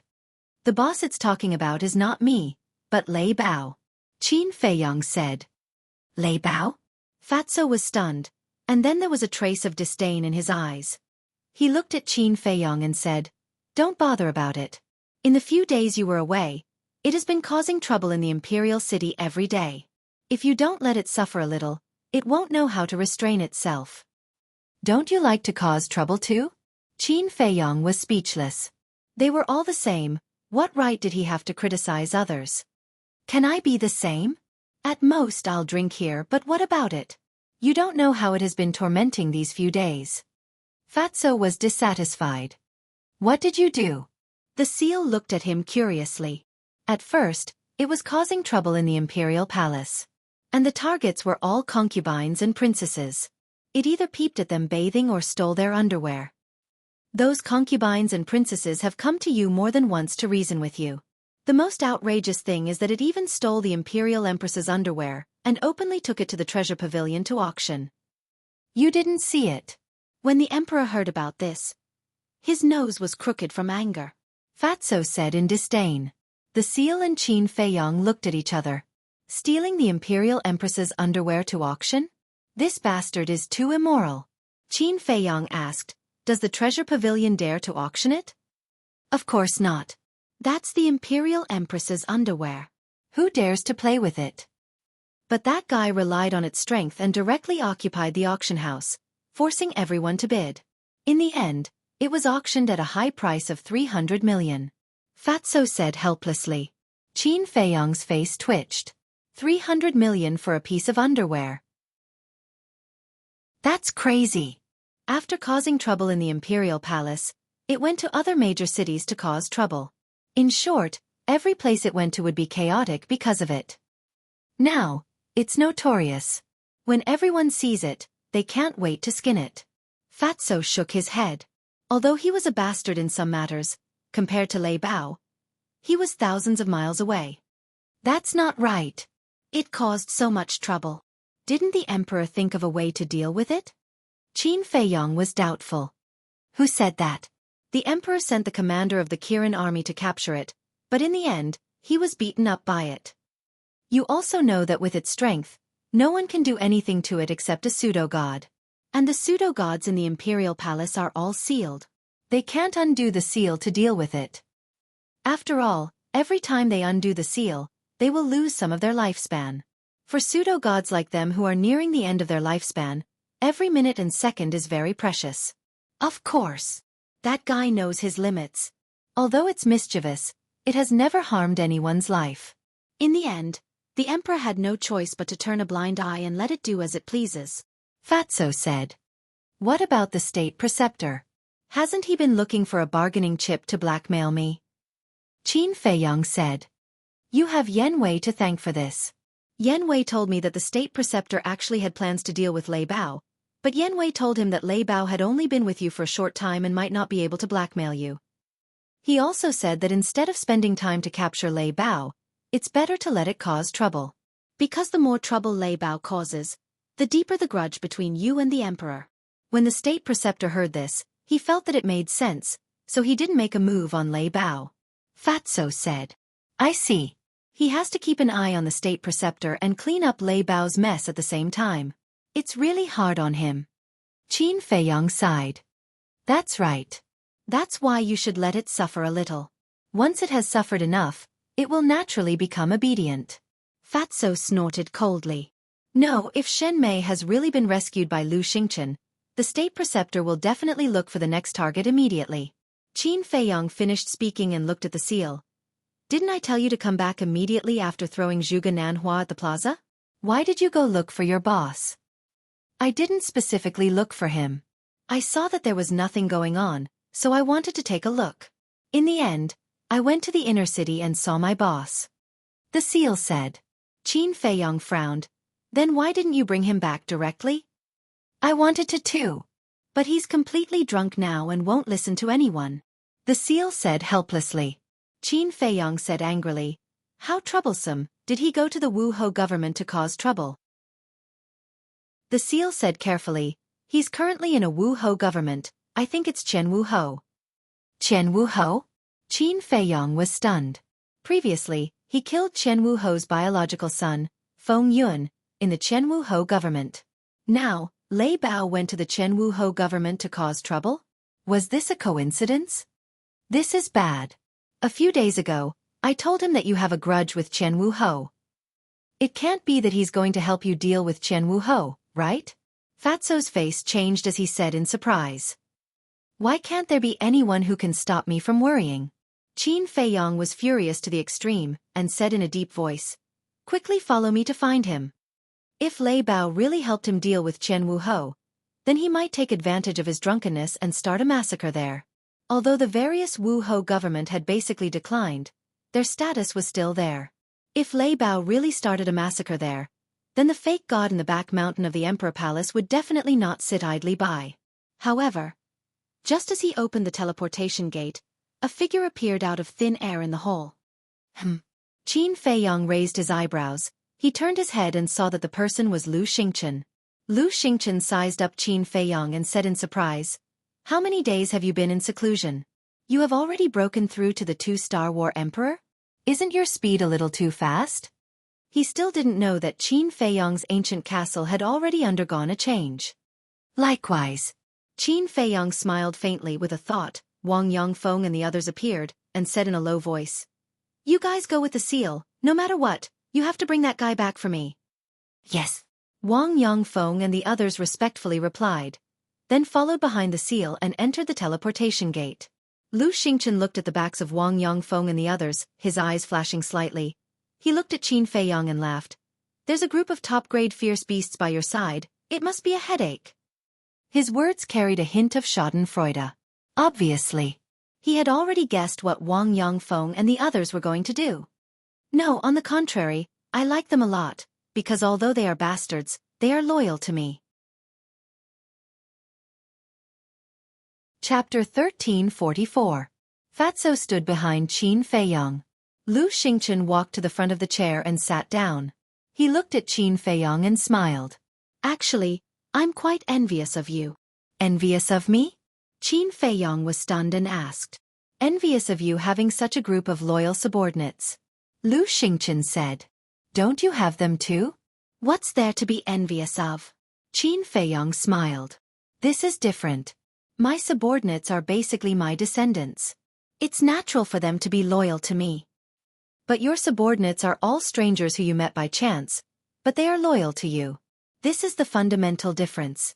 Lu Xingchen shook his head and sighed. Then do you know where the source of this difference is? Although they are working for me, I treat them as friends and family. But you treat them as your real subordinates. Qin Feiyang said.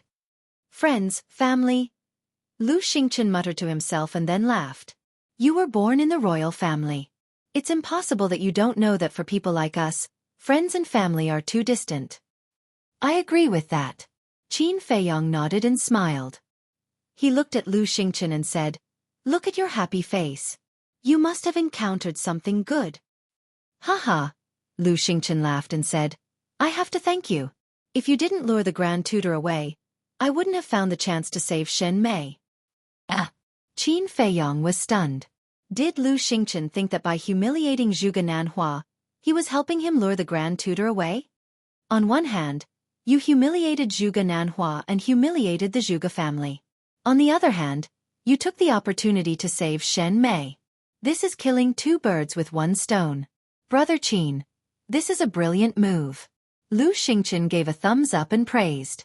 Qin Feiyong and Fatso looked at each other. Lu Xingchen really thought so? Lu Xingchen added, I owe you one this time. If you need anything in the future, just let me know. Qin Feiyong and Qin Haodong were stunned again. They were the ones who planned to kidnap Shen Mei. This time, the Mu family's vitality was greatly damaged, and it was also their plan. Now, Lu Xingchen actually wanted to thank them? Fatso chuckled and said, Boss, isn't this the so-called repaying evil with good? You think too much. Now, Lu Xingchen is thanking us because he doesn't know that all of this is a trap set up by us. If they knew, they would probably want to kill us. Qin Feiyong snickered. However, he had to admit that looking at Lu Xingchen right now made him very happy. In the past, it was Lu Xingchen who schemed against him. This time, he had finally gotten back at Lu Xingchen, and he had even paid him back with interest. Qin Feiyong smiled and said, We are partners. It's only right to help you. Why are you being so polite? You're treating me like an outsider, right? Haha, Lu Xingchen laughed happily and said, It was a wise decision to choose to cooperate with you. Of course. Whether it's you or boss, both of you are as cunning as old foxes. The two of you working together is simply a match made in heaven. Fatso chuckled. But when they heard this, Qin Feiyong and Lu Xingchen's faces couldn't help but darken. Match made in heaven? It seems a bit inappropriate to use this adjective to describe two grown men like them, right?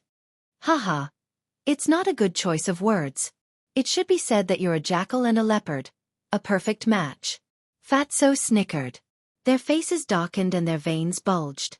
This damn Fatso was getting more and more ridiculous. The Imperial Preceptor has arrived. But suddenly, a loud voice could be heard coming from the outside. You're here so soon? Qin Feiyong was stunned. He should be here for Zhuge Mingyang. I'll leave. Lu Xingchen got up and said. Leave.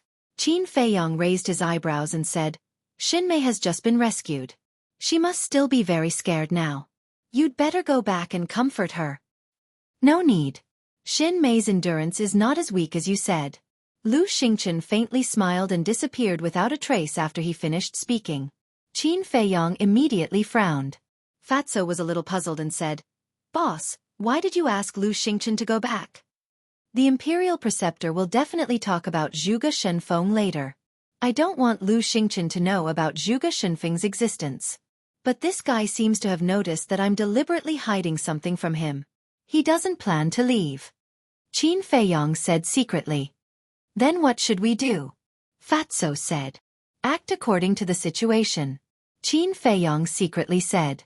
Then, he looked outside the door and said indifferently, Come in. Dada. Accompanied by a series of steady footsteps, two figures entered the main hall one after the other. It was the Imperial Preceptor and Yen Wei. The Imperial Preceptor looked angry. Yen Wei's eyes were also filled with a strong cold light. Qin Feiyong glanced at Yen Wei, then looked at the Imperial Preceptor and said with a smile, I've been in seclusion recently. Something happened and I can't get up to greet the Imperial Preceptor. I hope the Imperial Preceptor can forgive me. Something happened? The Imperial Preceptor smiled coldly and said, Why didn't I see anything wrong with you when you humiliated Zhuge Nanhua? Looks like I can't hide from the Imperial Preceptor. But why do you have to expose me, Imperial Preceptor? Don't you know that if you're too obvious, it will affect the relationship between both parties? Qin Feiyong said helplessly. Do you still need to protect the relationship between you and me? The Imperial Preceptor sneered.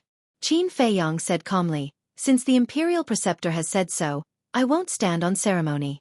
If the Imperial Preceptor is here for Zhuge Nanhua, please leave. What's with your attitude? Yen Wei shouted. Qin Feiyong's eyes turned cold. He looked at Yen Wei and said, Looks like the lesson I taught you last time wasn't enough. I was careless last time. Try me again if you dare. Yan Wei stared at him, unwilling to be outdone. Haha, Qin Feiyang laughed. His eyes were filled with murderous intent. He said word by word, "Are you provoking me?" Yan Wei said. "Shut up." The Imperial Preceptor shouted. "Sir." Yan Wei wanted to say something, but the Imperial Preceptor's face darkened. He said, "I'll say it one last time. Without my order, don't say anything." "Yes." Yan Wei's eyes trembled. He replied respectfully and went silent. However, when he looked at Qin Feiyang, his eyes were even colder than before. The Imperial Preceptor raised his head and looked at Qin Feiyang. He said, "I'm not here for Zhuge Nanhua." He knew. Since it had happened, it was useless to say anything more. The reason for that was because it was impossible for Qin Feiyang to apologize to him for this matter. Furthermore, it was impossible for him to compensate Zhuge Nanhua for his mental loss. Qin Feiyang smiled and said, "As long as it's not for Zhuge Nanhua, everything can be discussed. Please have a seat." The Imperial Preceptor glanced at the seat beside him. A hint of anger flashed across his eyes. Ever since the day he became the Imperial Preceptor, other than when he was with the Emperor, he had always been the one sitting at the top, looking down on others. Just like the various Marshal Marquis mansion. As long as he went, the various Marshal Marquis would take the initiative to give up the main seat. And now, Qin Feiyang actually let him sit below. This was a complete humiliation to him. So, rather than suffer this humiliation, it was better to stand and talk. Qin Feiyang said, "If Lord Imperial Preceptor doesn't sit, then you are looking down on me." Of course. He knew what the Imperial Preceptor was thinking. But he had the final say. Of course. He did this to deliberately suppress the Imperial Preceptor's arrogance and anger this damned old man. How would this old man dare to look down on you, Qin Feiyang? The Imperial Preceptor chuckled and walked to the seat that Lu Xingchen had just sat on. He sat on it and asked with a smile, "Are you satisfied now?" Although he was beaming with joy, in fact, he was about to go crazy in his heart. How could he not know Qin Feiyang's purpose? But now he could only endure. Look at what Lord Imperial Preceptor said. This junior is purely out of kindness. After all, Lord, you are already old. If you stand and talk, this junior can't bear it. Qin Feiyang laughed. The Imperial Preceptor clenched his hands tightly and said with a smile, "Then shouldn't this old man thank you?" "No need to thank me. This is what this junior should do.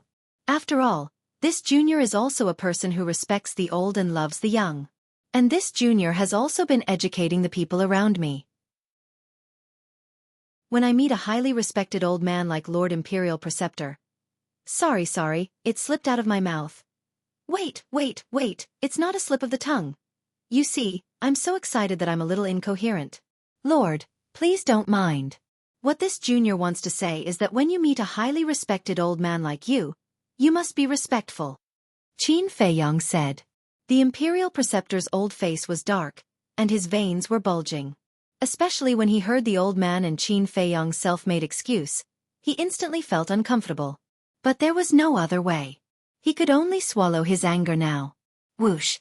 Taking a deep breath, the Imperial Preceptor loosened his fist and said, "Let's not talk nonsense. Let's get to the point." Okay. Please go ahead."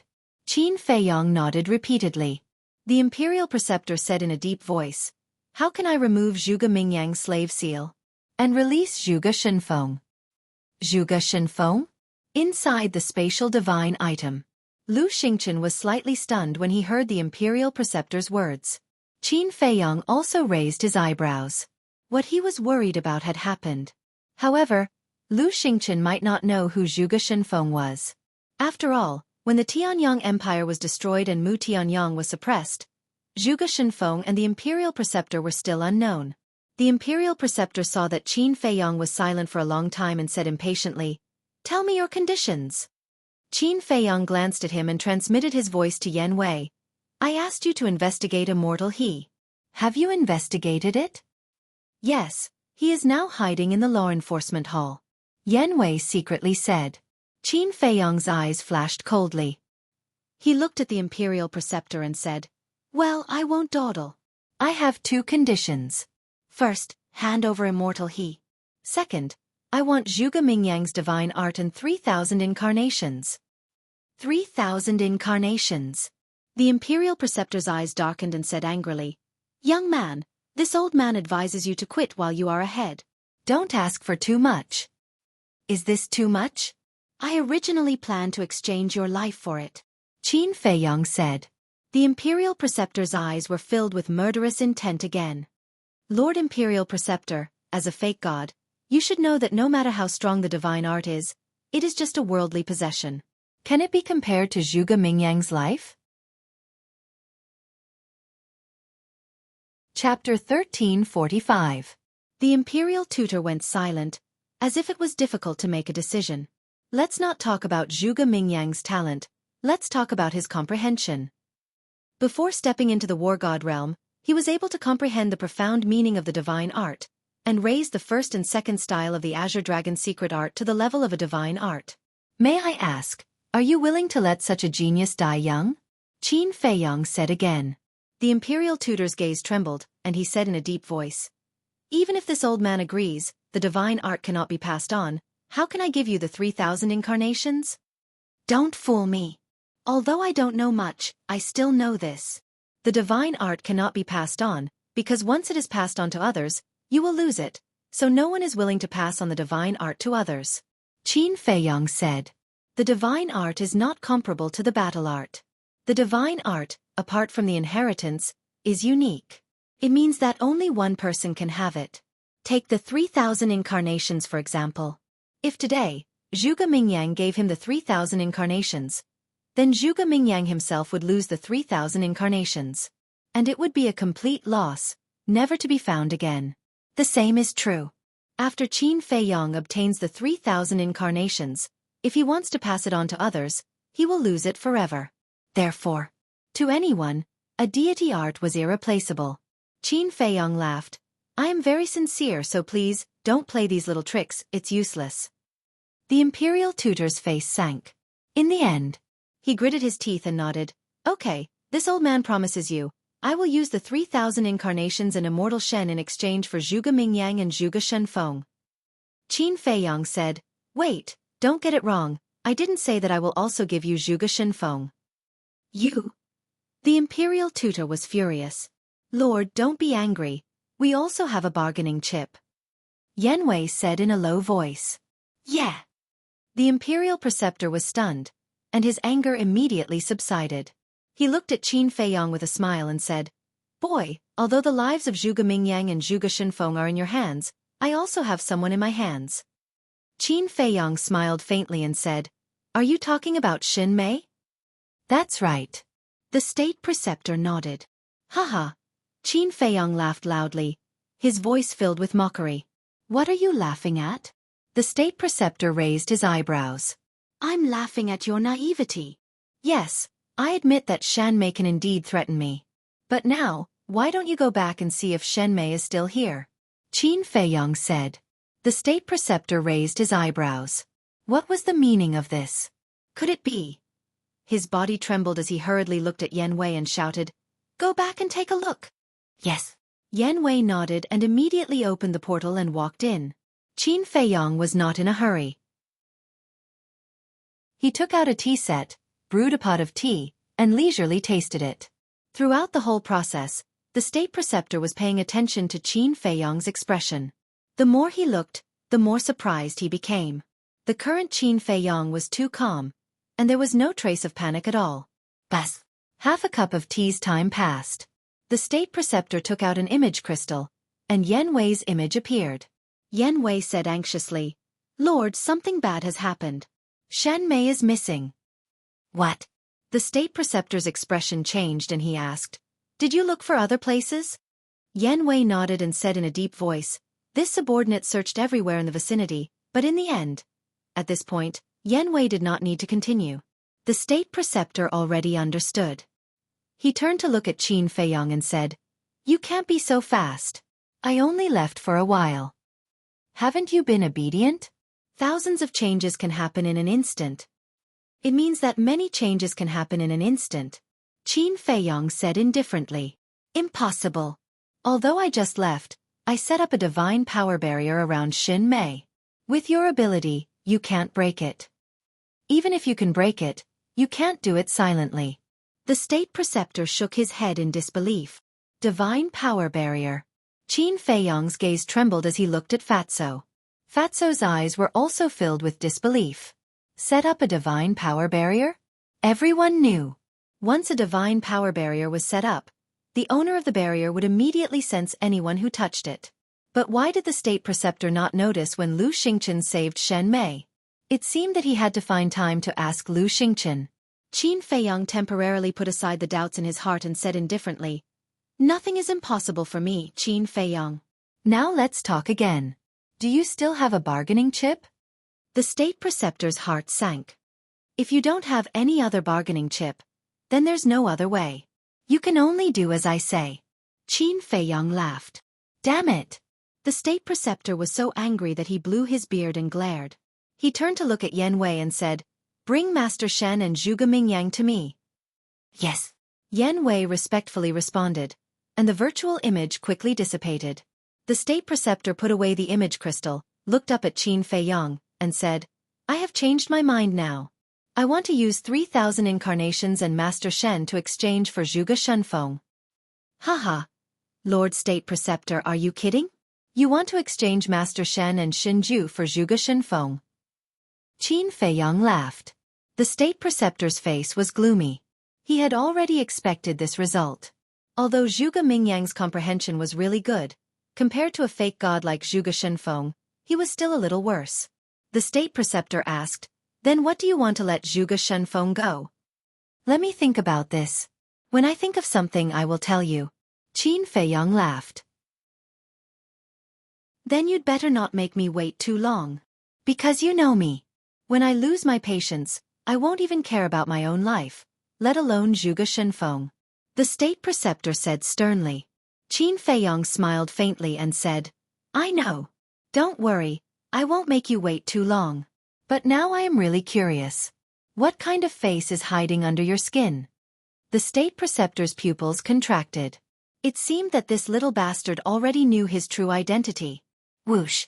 Soon, Yan Wei, Zhuge Mingyang, and Master Shen appeared in the main hall out of thin air. And when he saw Qin Feiyang, Zhuge Mingyang's eyes suddenly flashed with shocking killing intent. But Master Shen's face was full of horror.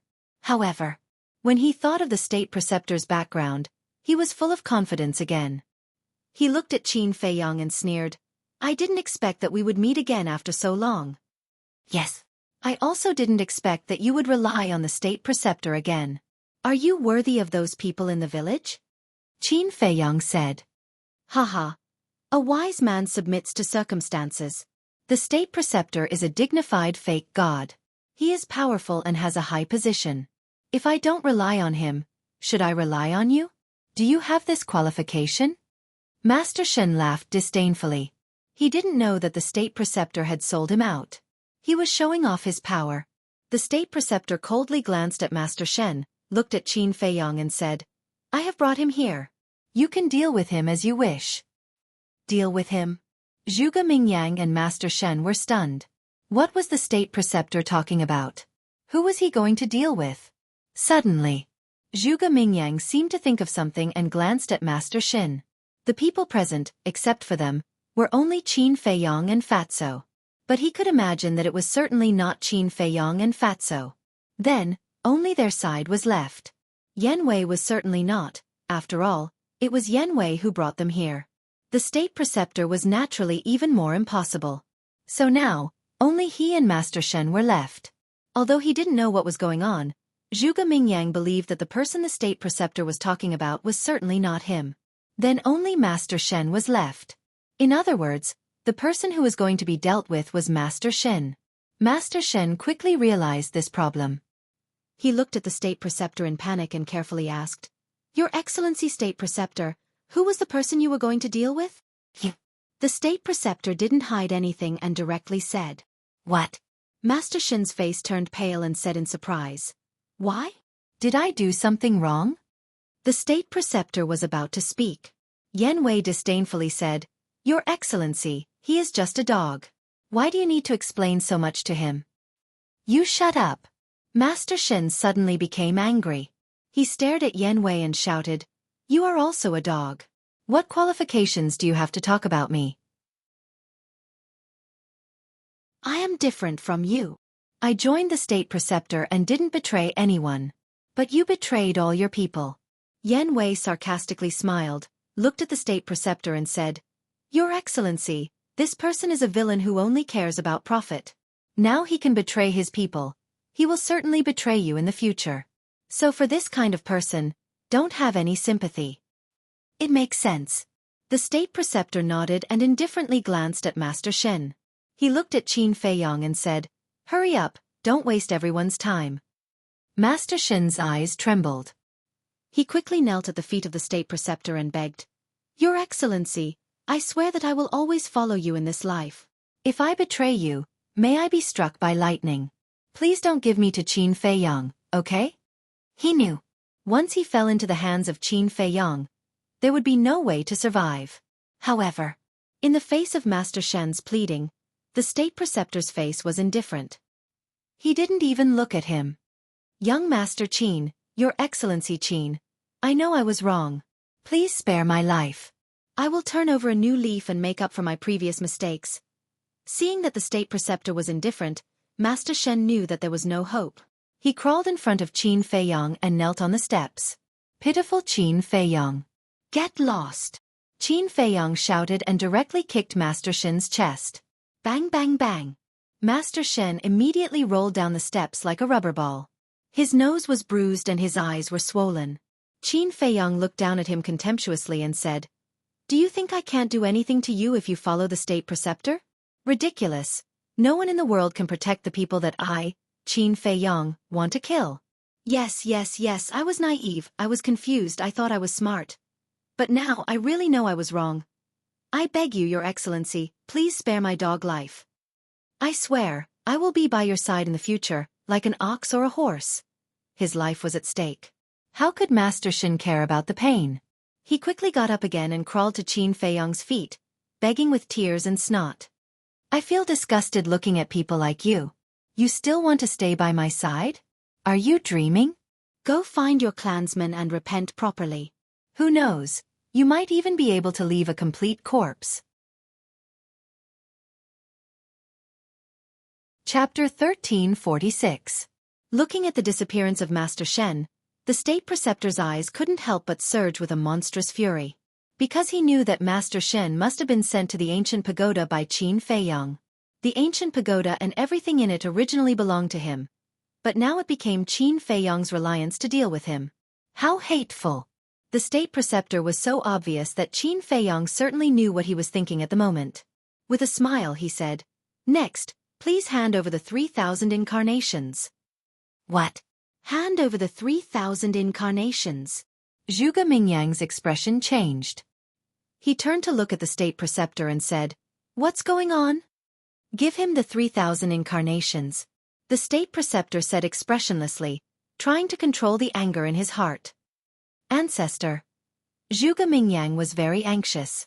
The 3,000 incarnations were his strongest means, and the only chance to compete with Qin Feiyang. Now he was asked to give the 3,000 incarnations to Qin Feiyang? He couldn't accept it.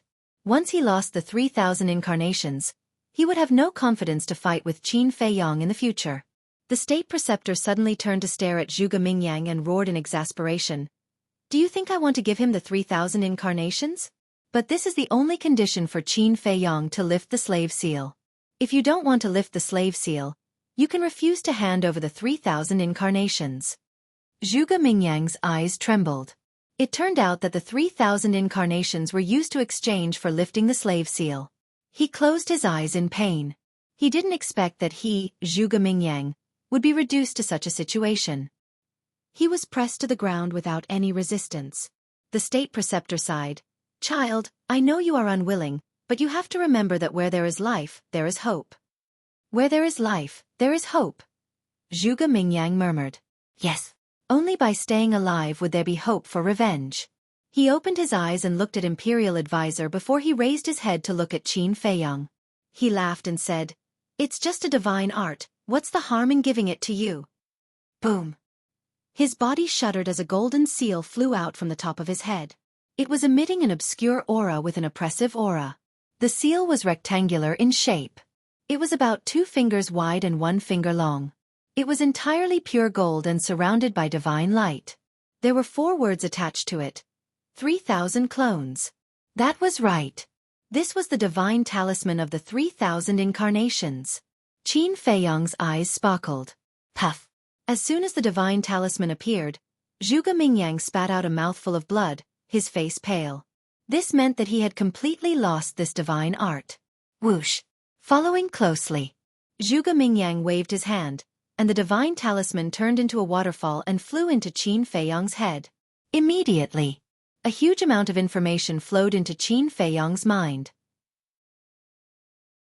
Zhuge Mingyang said in a low voice, I've given you the 3,000 incarnations.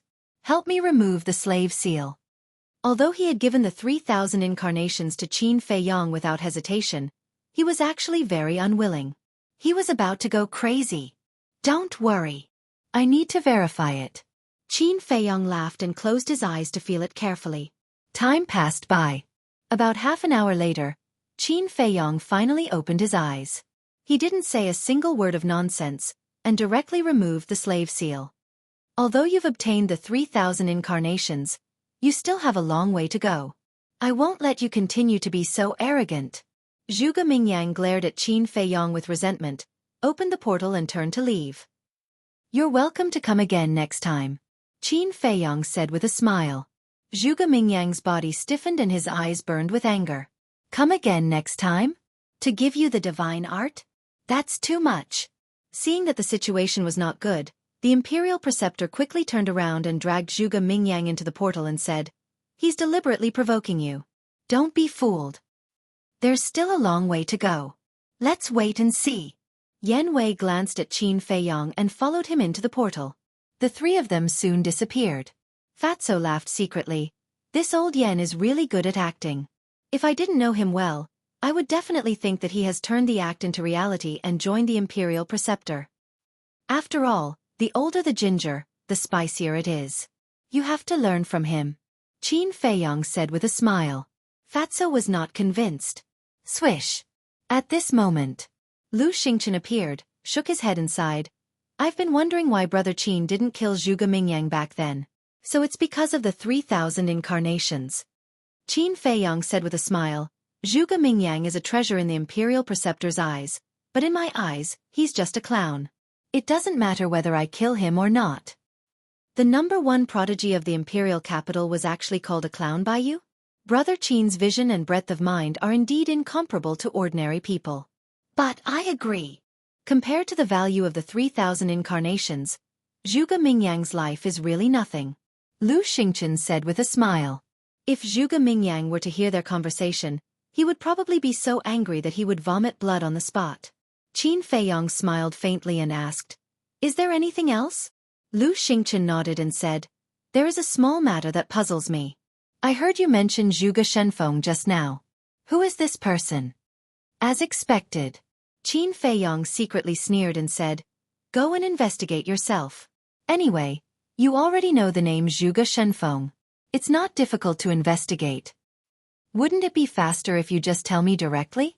Lu Xingchen frowned. Qin Feiyang smiled faintly and said, How can there be such a cheap thing in the world? You're good. Lu Xingchen glared at him angrily, then turned and opened the portal to leave. Qin Feiyang also immediately took out the image crystal and sent a message to Wang Yongfeng. Bas. Soon, Wang Yongfeng's shadow appeared. What's the situation? Qin Feiyang asked. See for yourself. Wang Yongfeng smiled helplessly. The image crystal changed, and Lei Bao immediately entered Qin Feiyang's line of sight. At this moment, Lei Bao was blocking the door of Qianwu Marquis. Moreover, it was holding a wine jar the size of a washbasin in its arms. As it drank, it cursed at the people inside. Marquis Qianwu was standing in front of the door, his face extremely ugly. As for Wang Yishan and the rest, they were squatting beside Lei Bao, trying their best to persuade him. But Lei Bao was already drunk to the point of being a complete mess, and couldn't listen at all. Lei Bao gulped down a few mouthfuls, looked at Marquis Qianwu provocatively, and said, "Surnamed Feng, you are a martial marquis, why are you so timid? You're just like a turtle, hurry up, don't waste my time, come and fight with me for 300 rounds. Bastard!" Marquis Qianwu was unable to restrain his anger. He raised his head to look at Qin Feiyong's shadow, and roared, "Aren't you going to control it, and let it continue to mess around like this?" "Boss Qin?" Lei Bao also noticed Qin Feiyong, burped and laughed. "Boss Qin, Fatso told this emperor that this guy surnamed Feng is not a good person. As long as you say the word, this emperor will immediately flatten this turtle's lair." "Son of a bitch." Qin Feiyong's face twitched. This fellow was the first person who dared to call a marquis a son of a bitch in public. Seal anxiously transmitted to him from the side. "Big brother, stop messing around, Boss Qin will be angry." Lei Bao said unhappily, "This emperor is helping Boss Qin fight for justice. What is he angry about? He should be thanking this emperor." Seal was helpless. This thing wine was really harmful. Lei Bao's body swayed, he stood up and looked at Marquis Qianwu, and said, "Damn old man, do you dare to accept the challenge? If you don't dare, then hurry up and admit that you're a son of a bitch." "Preposterous, preposterous. I must report this matter to His Majesty." Marquis Qianwu was so angry that his face turned black, and his body trembled. "It's useless even if you report it to old Prince Tian." Lei Bao laughed disdainfully, his terrifying might exploding out as he pounced towards Marquis Qianwu. Boom! The gate of the Marquis's mansion instantly collapsed. Marquis Qianwu, as well as the guards beside him, were in a complete mess, and a large number of them fell down. Such a big Marquis's mansion, actually no one dares to accept the challenge. This emperor is really disappointed. It's not fun, it's not fun. This emperor will go to the Xueqi family." Lei Bao shook his head, swayed his body, and soared into the sky. What? He still wants to go to the Xueqi family? Wang Yongfeng and the rest had a change of expression. Marquis Qianwu was also tongue-tied. The 100 marquis families that had been passed down had almost all declined, and were not as good as before, except for the Xueqi family. Although the Xueqi family, compared to its peak, had declined quite a bit, but currently, it was recognized as the strongest marquis mansion. Among them, there were super experts like Zhuge Nanhua. Was this Lei Bao really not afraid of death? But thinking about it carefully, it even dared to cause trouble in the imperial palace, so it didn't seem to be a big deal to cause trouble in the Xueqi family. Wang Yongfeng looked at Lei Bao, who was staggering and on the verge of collapse, and frowned. "Young master, what do we do now?" Qin Feiyong's eyes flickered and said, "Let it go." "What?" Wang Yongfeng was stunned. What did this mean? Previously, he had asked them to stop Lei Bao, but now he was supporting Lei Bao? "I might reach the Xueqi family before you all. Hurry back." After Qin Feiyong finished speaking, the faint image quickly disappeared. Wang Yongfeng kept the image crystal and looked at Wang Yishan and the rest helplessly, and could only follow behind Lei Bao and fly back to the Xueqi family. In the main hall, Fatso looked at Qin Feiyong in confusion and asked, "Boss, what do you mean? Are you going to start a war?" "It's still too early to start a war. I just want to use Lei Bao to test the Xueqi family's strength," Qin Feiyong said. "I see." Fatso was enlightened. "Go to the ancient pagoda and continue to help Lu Hong build the herb field," Qin Feiyong said, and sent Fatso to the ancient pagoda. Then, he opened the portal and directly descended on the Xueqi family. Qin Feiyong. The guards of the Xueqi family immediately saw Qin Feiyong, and all soared into the sky. There were more than 100 of them. They surrounded Qin Feiyong in the center, fully focused and vigilant, as if they were facing a great enemy. At the same time, there were also people who immediately informed Zhuge Wuhou. Qin Feiyong glanced at the guards around him, with his hands behind his back. He quietly looked at the house of Marquis below, his face expressionless. "Qin Feiyong, what are you doing in my Wuhou manor?" Suddenly. Chapter 1347. This person was 8 feet tall and burly like a small giant. There was a shocking scar on the left side of his face, exuding a valiant aura. Qin Feiyong glanced at him and looked away. "Bastard! Do you know who I am? Do you know where this place is? Get lost if you know what's good for you. Otherwise, Don't blame the Xueqi family for being rude to you. Facing Qin Feiyong's disregard, the burly man was furious and shouted. Noisy! Qin Feiyong raised his head and looked at the burly man with ruthless coldness. The burly man shrank his neck and a sense of panic emerged in his heart. How dare you offend Boss Qin? You must be tired of living. At this moment, accompanied by a playful laughter, a bolt of lightning broke through the air and pounced directly at the burly man. The burly man turned pale and quickly counterattacked. But before he could do anything, he was drowned by the lightning. Blood splattered on the spot and screams resounded through the sky. Anyone who dares to offend Boss Qin must die. The lightning dissipated and Lei Bao's figure appeared. Why is this bastard here too? Seeing the appearance of Lei Bao, the guards were instantly terrified. Who in the imperial city didn't know Lei Bao's name? It was a bastard. Whoever provoked it, no matter who it was, would not have a good ending. This, Seal Wang Yongfeng, and the rest also broke through the air. Seeing Lei Bao killing people as soon as he arrived at the Xueqi family, their expressions changed drastically. Young master, let's stop it immediately, Wang Yongfeng said. No need. Qin Feiyong waved his hand. The group of people was stunned. What did he mean? Did he tacitly allow Lei Bao to kill people in the Xueqi family? However, they didn't ask too much. They landed next to Qin Feiyong and went on full alert. After all, they were in the Xueqi family now. It was better to be careful. Looking at Lei Bao again. After killing the burly man, it grinned at Qin Feiyong and then looked at the surrounding guards. Its fierce eyes were hazy with drunkenness. Run! No one knew which guard shouted in horror. Immediately, all the guards turned around and fled. Useless thing. But at this moment, a hoarse voice sounded. Although his voice was hoarse, it was full of energy.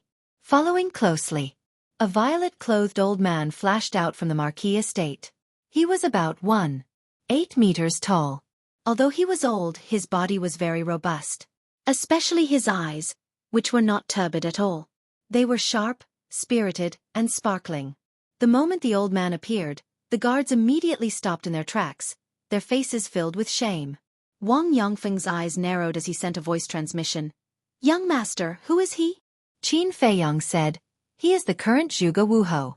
From your tone, you seem to be afraid of him? I have no choice but to be afraid because he is a 9-star combat emperor. Moreover, judging from his aura, it seems that he is about to step into the peak of the 9-star combat emperor realm. Wang Yongfeng thought to himself. I didn't expect that old man to have hidden himself so deeply. Qin Feiyong grumbled, a cold light flashed in his eyes as he shouted, Lei Bao, kill him! What? The expressions of Wang Yongfeng and the others changed. They never would have thought that Qin Feiyong would actually give such an order to Lei Bao. Could it be that they were going to start a war head-on? Kill this marquis? Xueqi Wuhou was also stunned. The people of the Xueqi family below were also dumbstruck. At the same time, there were also many people who came to watch the show. When they heard Qin Feiyong's words, they were petrified on the spot. Was this guy crazy? He actually dared to threaten to kill Xueqi Wuhou? Lei Bao was also astonished, seriously suspecting that there was something wrong with his ears. Didn't you hear me? I told you to kill him, Qin Feiyong shouted. Lei Bao immediately quivered, and his drunken head instantly sobered up. It turned to look at Qin Feiyong and asked, Are you sure? Qin Feiyong nodded. Haha. I can finally start a massacre. Old bastard, die. Lei Bao laughed wildly, bringing along a monstrous might. He pounced towards Xueqi Wuhou. Qin Feiyong, don't go too far. Xueqi Wuhou was furious. Not long ago, he had humiliated Xueqi Nanhua in public, and now he was brazenly killing his way into his house. Was he bullying his Xueqi family? Boom. He took a step forward, and the emperor's might roared in all directions as he threw a punch at Lei Bao. You overestimate yourself. Lei Bao smiled contemptuously, stood up like a human, and slapped out with his claws. Boom. Crack. Accompanied by a loud sound, Xueqi Wuhou's arm broke on the spot, and blood stained the sky. Then, like a meteorite, he flew out horizontally. The terrifying shockwaves of the battle rolled towards the Xueqi family below. The group of guards from before were the first to bear the brunt of it. Their bodies directly exploded in the air, and blood poured down like a waterfall. Below, the entire Xueqi family's buildings were trembling crazily at this moment, facing the danger of collapse. At this moment, everyone in the Xueqi family fell into a state of panic. Not good. Xueqi Wuho's expression changed. Previously, he was so angry that he didn't care about the people below. Although the battle between the 9-star War Emperor was not as good as the false god, it was still enough to flatten his Xueqi family. He quickly stabilized his body and pounced downwards. Old bastard, where do you want to go?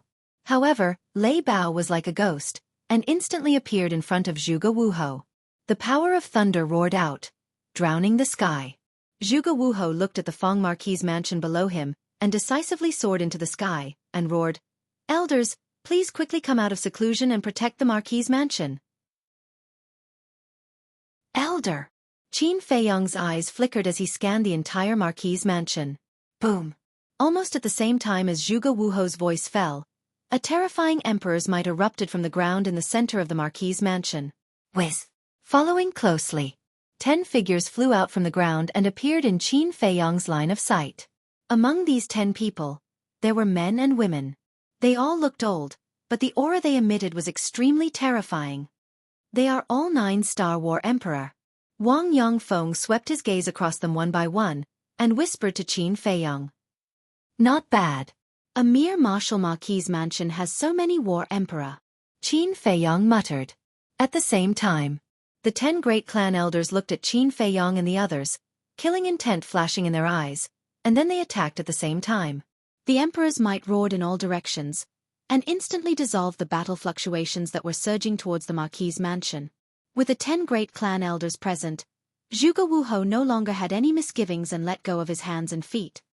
Arrogant bastard, I will definitely kill you today. He raised his head and roared. His battle chi surged, and a black moon rose into the sky. His divine might rolled across the horizon, crushing the power of thunder and smashing it towards Lei Bao.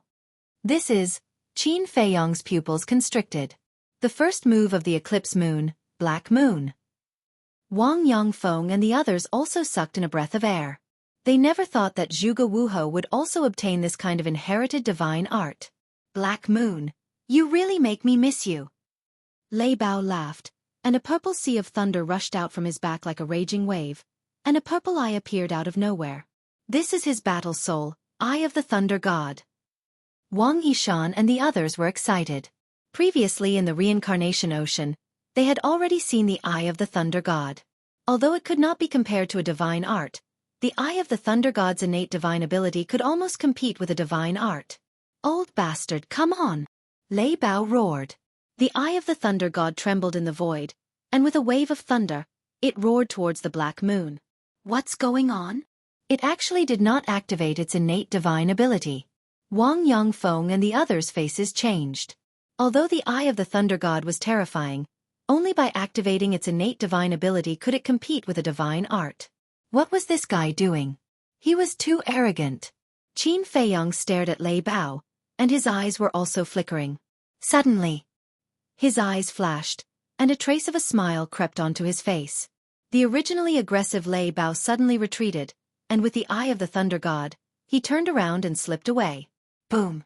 The Black Moon carried with it the power to destroy the world as it blasted towards the Xueqi family below like lightning. So that's how it is. This guy is really treacherous. He actually wants to use Xueqi Wuho's divine art to destroy the Xueqi family. If its evil plan succeeds, Xueqi Wuho will probably go crazy with anger. Wang Yongfeng and the others suddenly understood, and there was a trace of a smile in their eyes. Damn it! Xueqi Wuho also realized Lei Bao's goal, cursed angrily, and quickly dispersed the Black Moon. But now it seemed that it was too late. Don't! Xueqi Wuho roared in despair. Qin Feiyong, you have completely angered this old man. All of a sudden, an angry roar exploded, and the imperial tutor appeared out of thin air. Qin Feiyong's expression changed, and he sent a sound transmission. Lei Bao, come back quickly. Hearing this, Lei Bao glanced at the imperial tutor, then immediately turned around and rushed towards Qin Feiyong. What a joke! With the imperial tutor personally here, if he didn't escape quickly, he would definitely lose his life. Just as Lei Bao was escaping, the imperial tutor raised his old hand and waved it lightly. A wave of supreme power appeared and the black moon instantly disintegrated. Following that, he raised his head and looked at Qin Feiyang. Boom! A monstrous divine might appeared, like a huge wave. It covered the sky and covered the earth as it rushed towards Qin Feiyang and the others. Qin Feiyang did not panic at all. His hands were still behind his back, and he said indifferently, "Are you sure you want to make a move against me?" The threat was not concealed at all. The imperial tutor's body stiffened, and he instinctively retracted his divine might. But then, killing intent shot out from his old eyes as he sneered, "This old man's patience has reached its limit. Don't try to threaten me anymore." The divine might appeared once again, drowning out the sky as it pounced towards Qin Feiyang and the others. Qin Feiyang obviously knew that the imperial tutor would not give up so easily this time.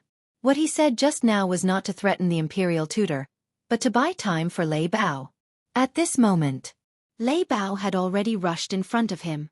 Qin Feiyang moved his mind, and Lei Bao, Seal Wang Yongfeng, and the others instantly disappeared without a trace. Obviously, they were all sent to the castle. Try to kill me if you can. Qin Feiyang smiled coldly and was about to enter the castle. Something bad has happened. You two stop.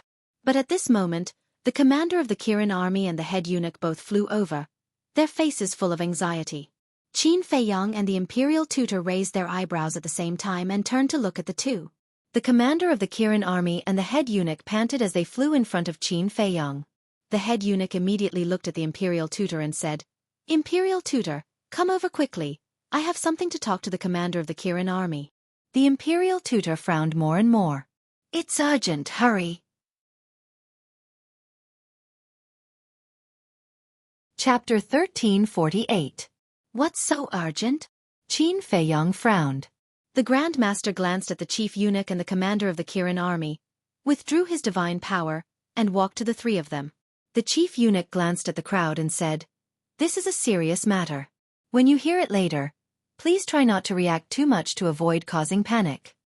"Say it," the Grand Master said impatiently. The chief eunuch said, "His Majesty was assassinated." "What?" The Grand Master was shocked. Qin Feiyang's face also changed. How could this be?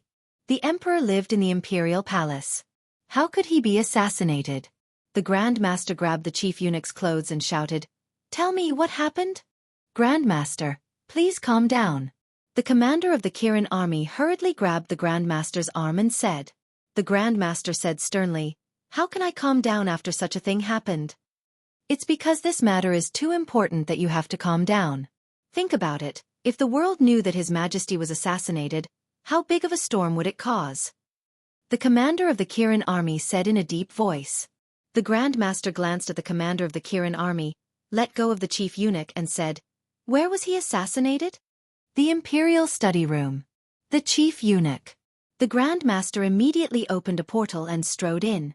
The chief eunuch followed closely behind him. "You come with me too," the commander of the Kirin army said to Qin Feiyang and followed him into the portal. Qin Feiyang's eyes flickered. But in the end he followed. What's going on? Look at how anxious they are. Could it be that something big has happened in the imperial palace? The crowd below was surprised. The Imperial Study Room. At this moment, the security here was no different from usual. The door was closed. Two eunuchs and a maid stood outside respectfully. It seemed that they didn't know that the emperor was assassinated. Inside the room, Qin Feiyang and the other three appeared one after another. A strong smell of blood immediately assailed their nostrils. The four of them quickly scanned their surroundings, only to see that there was no one in the huge imperial study except for the rows of bookshelves and desks. But there was blood everywhere on the ground. And it was fresh blood. Seeing this, the Grand Master's face darkened. He turned to the two commanders of the Kirin army and asked, "Where is His Majesty? Even if he was killed, his corpse should still be here." "There are no bodies." The chief eunuch shook his head. "How is this possible?" The imperial advisor was furious. "There's really no corpse." The main eunuch conduit. "Aren't you always by His Majesty's side? What's going on?" The imperial tutor lowered his voice and asked. "Yesterday morning, Your Majesty said that you wanted to come to the Imperial Study to read, so I accompanied your Majesty to the Imperial Study. But before entering the Imperial Study, His Majesty asked me to wait outside. Your Majesty's orders, I naturally do not dare to disobey. I can only stand guard outside. This defense lasted for an entire day and night. The main eunuch conduit. The Imperial advisor said angrily, "Didn't you find it strange after reading for an entire day and night?" The main eunuch conduit said, "There's nothing strange about it. His Majesty usually reads for a long time when he's reading. It's normal for him to read for several days and nights." "Then how did you find out that your Majesty was killed?" Qin Feiyong asked. "Because of you. Not long ago, the commander of the Kirin army received the news that you brought people to the Zhuge family. He knew that you might cause trouble again, so he immediately came to report to His Majesty. But no matter how we shouted, His Majesty did not respond. At first, we did not think much of it. After all, this is the Imperial Study. No one would dare to commit a crime here. We just thought that His Majesty was too engrossed in reading or was tired and fell asleep in the Imperial Study. But when I pushed open the door and entered the Imperial Study, I was scared out of my wits when I saw the blood all over the floor. I immediately realized that something big might have happened. I quickly called the commander of the Kirin army in and closed the door." The main eunuch said. The commander of the Kirin army said, "When I came in and saw this scene, I was also scared out of my wits. I quickly searched for him with the main eunuch. But in the end, there was not even a shadow of a ghost, let alone His Majesty. So we immediately went to find you." "Impossible. His Majesty is a 9-star combat emperor. Even if someone committed a crime, it would be impossible to do it silently." The Imperial advisor shook his head. His old face was full of disbelief. Qin Feiyong glanced at him. He squatted on the ground and reached out to touch a bit of blood. He looked at it carefully and put it to the tip of his nose to smell it. He frowned slightly. "Did you find something?" the commander of the Kirin army asked. Qin Feiyong said, "From the analysis of this blood, the emperor was killed no more than 2 hours ago." The Imperial advisor heard this and turned to the main eunuch. He said, "You were outside at that time. Didn't you hear anything?" "No." The main eunuch shook his head. "Ridiculous.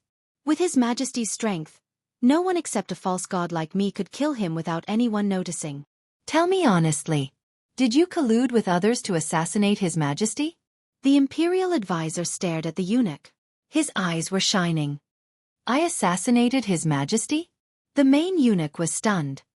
He quickly knelt on the ground and said, "Imperial advisor, this is a serious crime. I don't have the guts to do this. Please investigate." "Don't worry. I will find out." The Imperial advisor smiled coldly. He turned to look at the door and shouted, "You 4, come in immediately." The 2 eunuchs and the maid quickly ran in. When they saw the blood on the ground, they were shocked. They knelt on the ground and said, "Greetings, Imperial advisor." The Imperial advisor said in a deep voice, "I ask you, after His Majesty entered the Imperial Study, did you hear anything?" "No." The 4 quickly shook their heads. "Really? If I find out that you are lying, do you know the consequences?" The Imperial advisor said sternly, "I don't dare. We really didn't hear anything." The 4 of them hurriedly said in fear. The Imperial advisor looked at the 4 with murderous eyes. At the same time, Qin Feiyong looked at the Imperial advisor, then looked at the 2 eunuchs and the 2 maids. His eyes flashed and said, "I have a way to know if they are lying." "What way?" The Imperial advisor frowned and looked at him. "Slave seal." Qin Feiyong waved his hands. 4 slave seals appeared in an instant and disappeared into the top of the 4 people's heads like lightning. The 4 immediately held their heads and screamed. But soon, the pain disappeared. Qin Feiyong said, "Let me ask you, after the emperor entered the Imperial Study, did the eunuch leave? Or enter the Imperial Study?" "No. The eunuch has been guarding outside until the commander of the Kirin army came. He then entered the Imperial Study." The 4 said.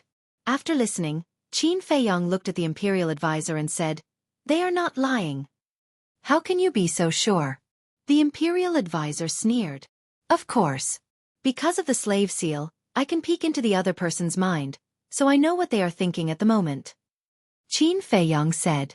These 4 people are just ordinary people. Naturally, their minds are not as good as the Zhuge family and the Mu family. So when he asked, the 4 people's minds came up with the truest thoughts. The Imperial Advisor's pupils shrank. Suddenly, the Imperial Advisor waved his hand and the power of the pseudo-god emerged and rushed toward the 2 eunuchs and the 2 maids.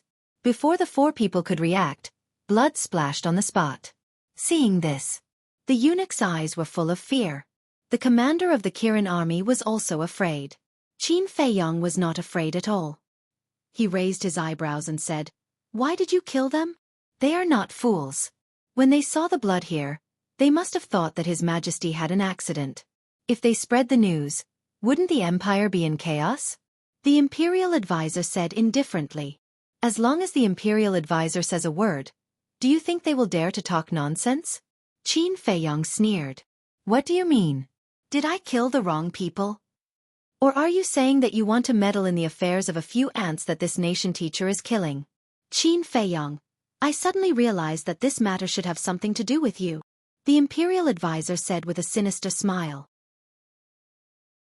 Qin Feiyang immediately frowned. The Imperial Advisor said with a sinister smile. His Majesty was fine when you didn't come out. But as soon as you came out, His Majesty was killed. Is this a coincidence? Ha! The eunuch's head and the commander of the Kirin army also looked at Qin Feiyang. Qin Feiyang looked at the 2 and sneered at the Imperial Advisor. You want to frame me? Is this a trap? It is clearly the truth. Because in the entire great Qin Empire, other than me, only you have the ability to kill His Majesty silently. The Imperial Advisor said with murderous intent in his eyes. Then tell me, what kind of ability do I have? Qin Feiyang said. The ancient castle. You could have used the castle to sneak into the royal study without anyone noticing. Then, you could have caught the emperor off guard and brought him into the castle. Then, you could have gotten your subordinates to kill him. The Imperial Advisor said.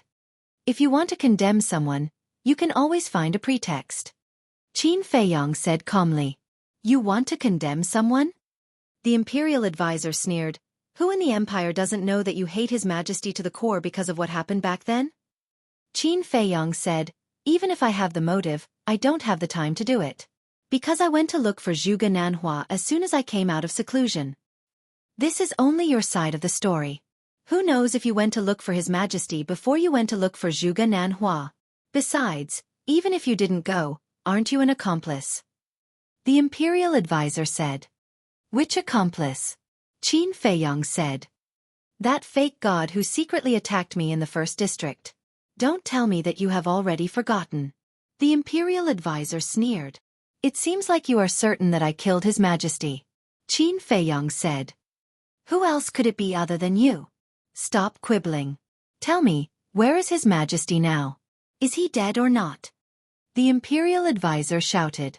The chief eunuch and the commander of the Kirin army also gradually moved closer to the Imperial Advisor. Obviously, they also suspected Qin Feiyang. Qin Feiyang looked at the 2 commanders of the Kirin army and said, Don't tell me you really believe it. What the Imperial Advisor said is not without reason.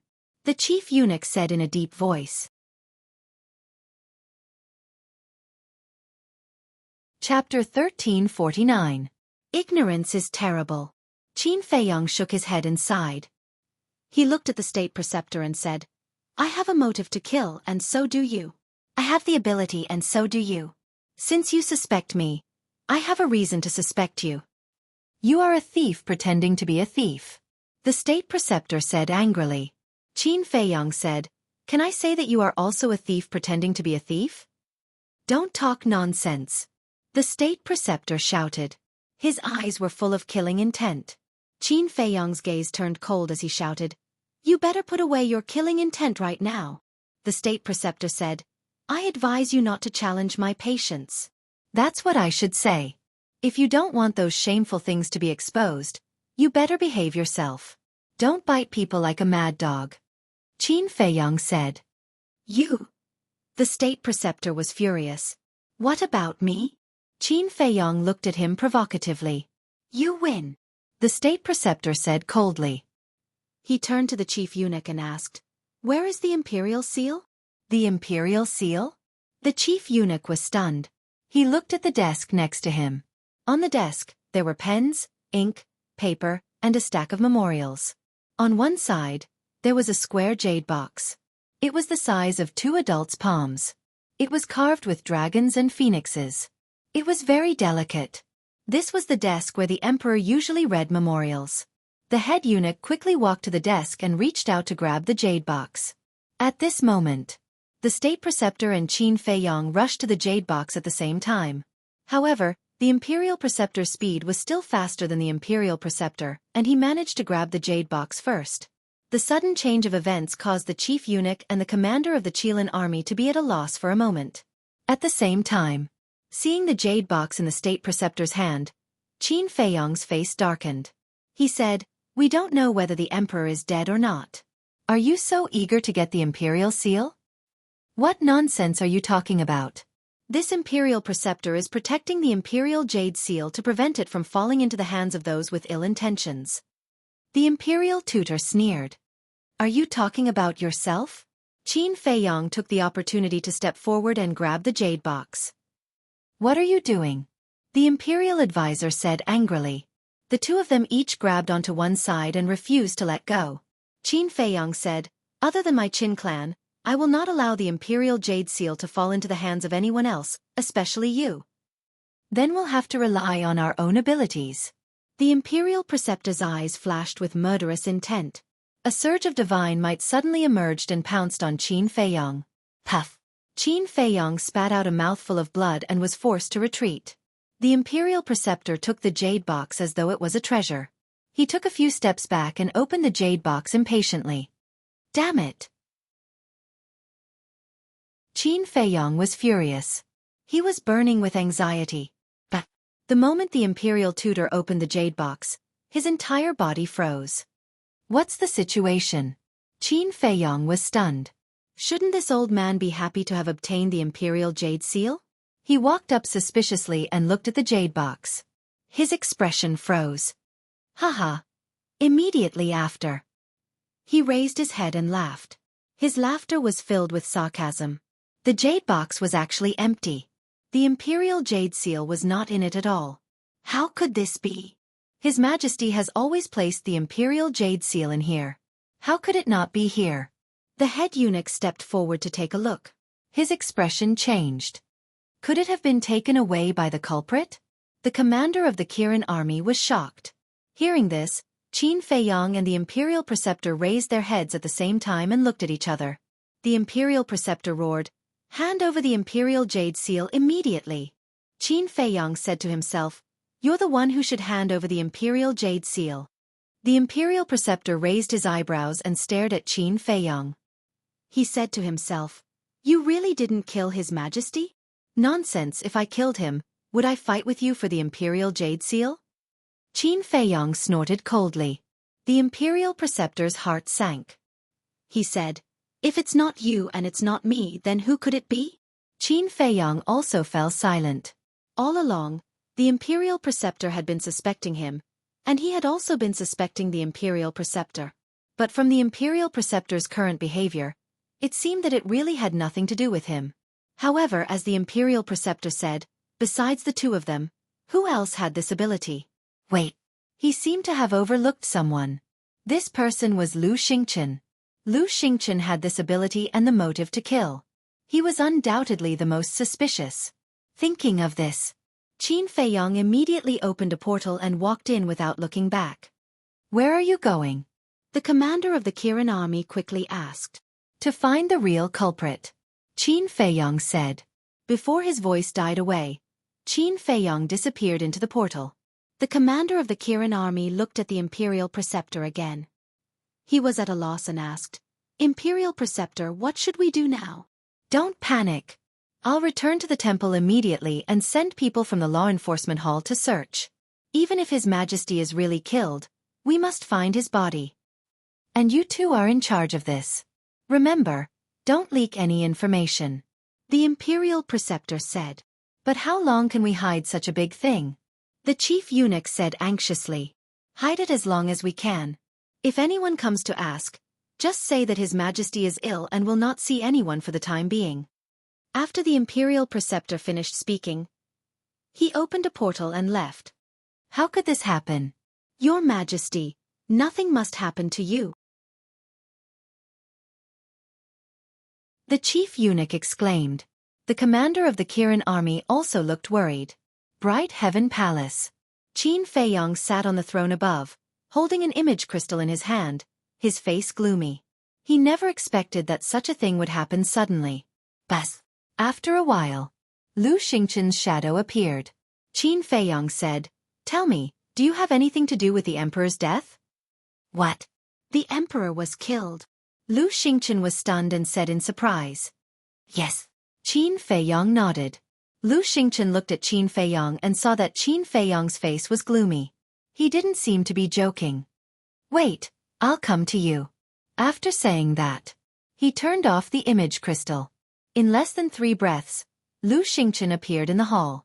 He looked at Qin Feiyong and said in a deep voice, When did this happen? Why didn't I receive any news? Not long ago. Qin Feiyong responded and said, Do you really not know, or are you playing dumb? If I did it, do you think I would deny it? Lu Xingqian said. Qin Feiyong raised his eyebrows. It seemed to make sense. With Lu Xingqian's character, if he dared to do it, he would definitely dare to admit it. Could it be the state preceptor? Lu Xingqian asked. Judging from his previous performance, it shouldn't be him. But we can't rule out the possibility that he is acting. And the Imperial Jade Seal is also missing. Qin Feiyong said. Lu Xingqian said in astonishment, If it's not the state preceptor, it's not me, and it's not you, could it be a ghost? I'm not in the mood to joke now. Call Mu Qing out immediately and let him see with his all-seeing eyes. Qin Feiyong said. Lu Xingqian was puzzled and said, The emperor's death should be a good thing for you. Why are you so anxious? I'm anxious about the Imperial Jade Seal. Now that the emperor is dead, if the state preceptor gets the Imperial Jade Seal, then he can rightfully inherit the throne. Qin Feiyong said in a deep voice. The reason why the state preceptor didn't make a move was that the emperor was still alive, and the Imperial Jade Seal. Because without the Imperial Jade Seal, he couldn't be recognized by the world. Of course, the recognition of the world wasn't that important. Because with the state preceptor's means, he had 10,000 ways to deceive the world. What really scared the state preceptor was actually the old monsters hidden in the mountain behind the imperial palace. Those old monsters, including the fake gods who sealed themselves, and Elder Qin, were the guardians of the great Qin Empire. And since ancient times, the succession of the throne was personally drawn up by the previous emperor, announced to the world, and then held a succession ceremony. At the ceremony, the Imperial Jade Seal was personally handed to the successor. But now, the emperor was dead, and no one could draw up this edict. In this way, the old monsters behind the imperial palace only recognized the Imperial Jade Seal. So, now it was urgent to find the Imperial Jade Seal. Lu Xingqian was silent for a while and asked, Who knows about this matter at present? Qin Feiyong said, Me, you, the state preceptor, the commander of the Kirin army, the head of the eunuchs. Actually, I think you're a little worried. The state preceptor doesn't have the blood of the Qin clan in his body. Even if he finds the Imperial Jade Seal, the monsters behind the imperial palace won't agree to let him inherit the throne. Lu Xingqian said with a faint smile. Who is the state preceptor? As long as he gets the Imperial Jade Seal, he has many ways to persuade those old monsters. Moreover, don't forget that there's a little prince now. The emperor only has one heir. If the state preceptor can't persuade those old monsters, then the little prince will definitely be promoted to the throne. At that time, the state preceptor and the current empress will join forces, and the empire of the great Qin will belong to the Zhuge family sooner or later. Qin Feiyong said. That makes sense. The little prince is young and ignorant now, and they can do whatever they want behind the scenes. But there's still you, isn't there?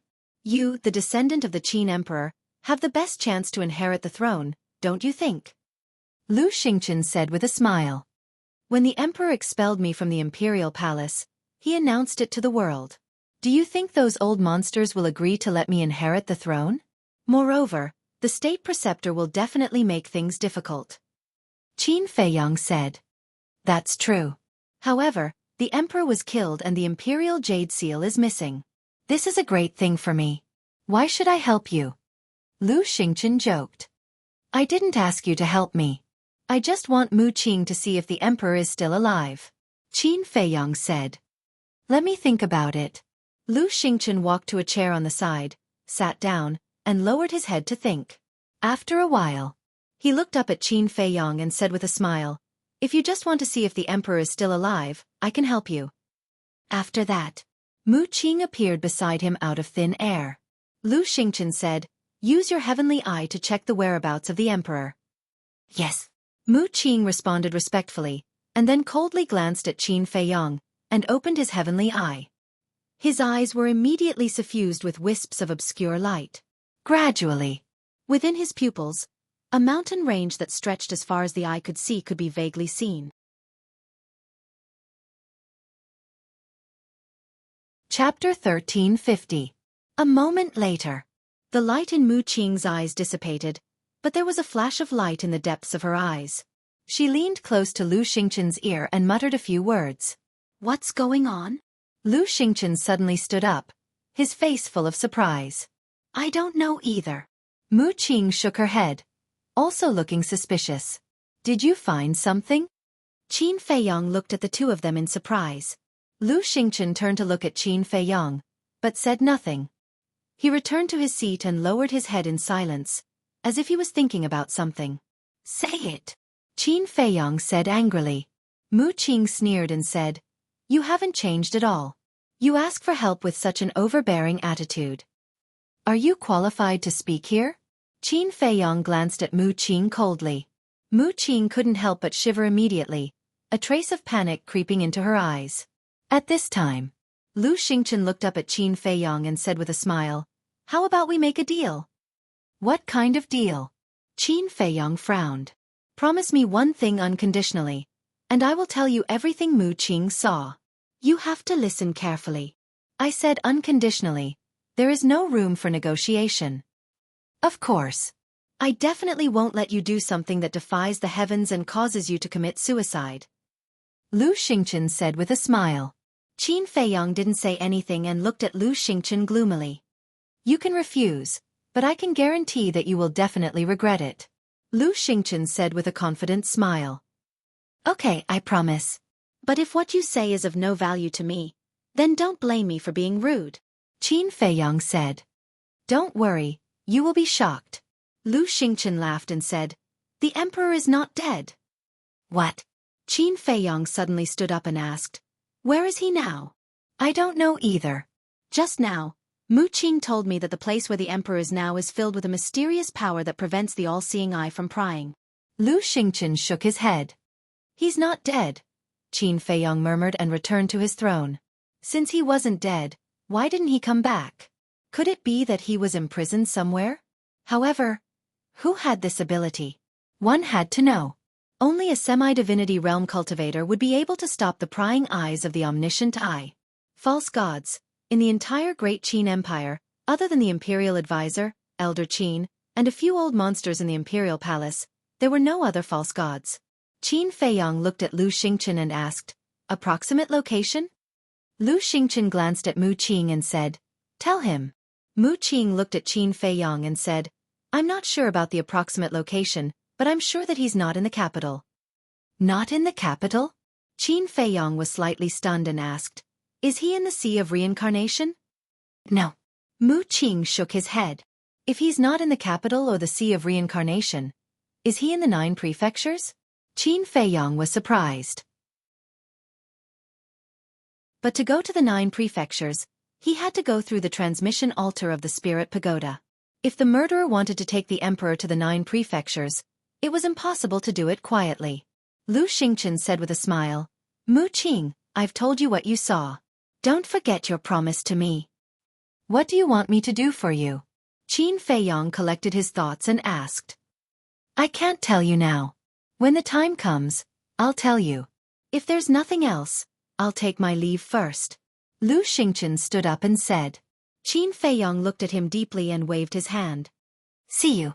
Lu Xingchen immediately opened a portal and walked in with Mu Qing.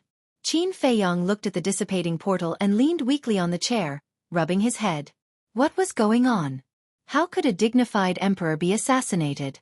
This was the first time since the founding of the Great Qin Empire.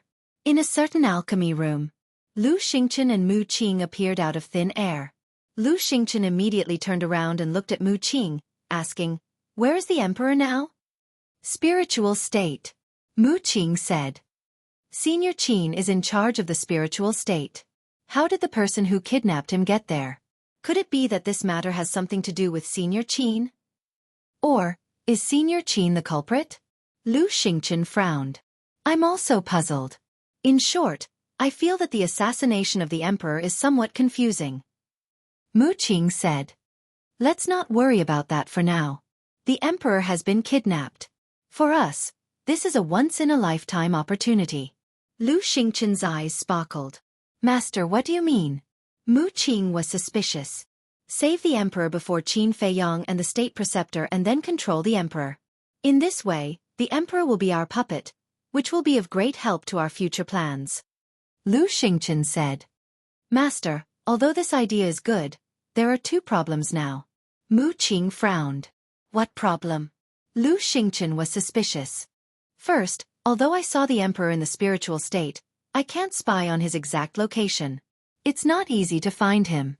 Second, the person who kidnapped the emperor must have reached the level of a fake god or even stronger.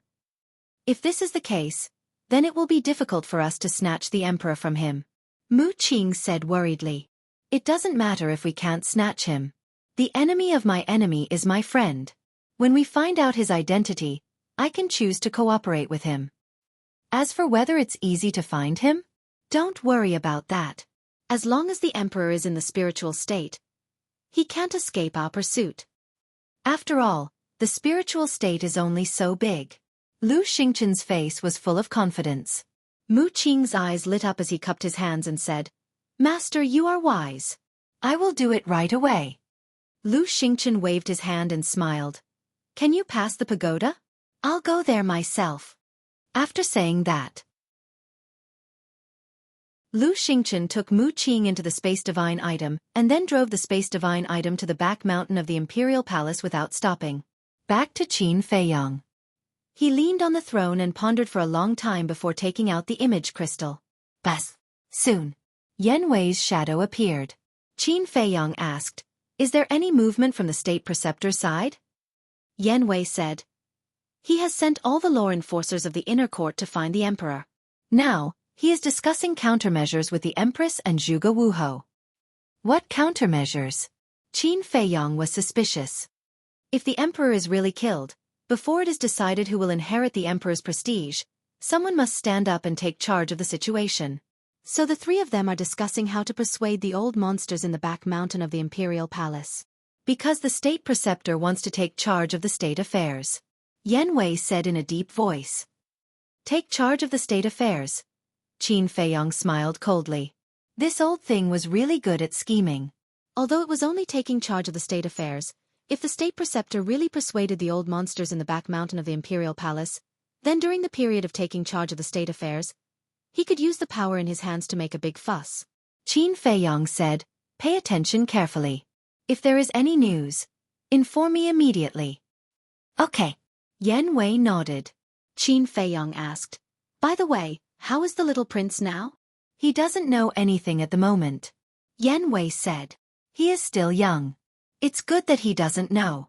Qin Feiyong shook his head and sighed. Although he hated the emperor, the little prince liked the emperor very much.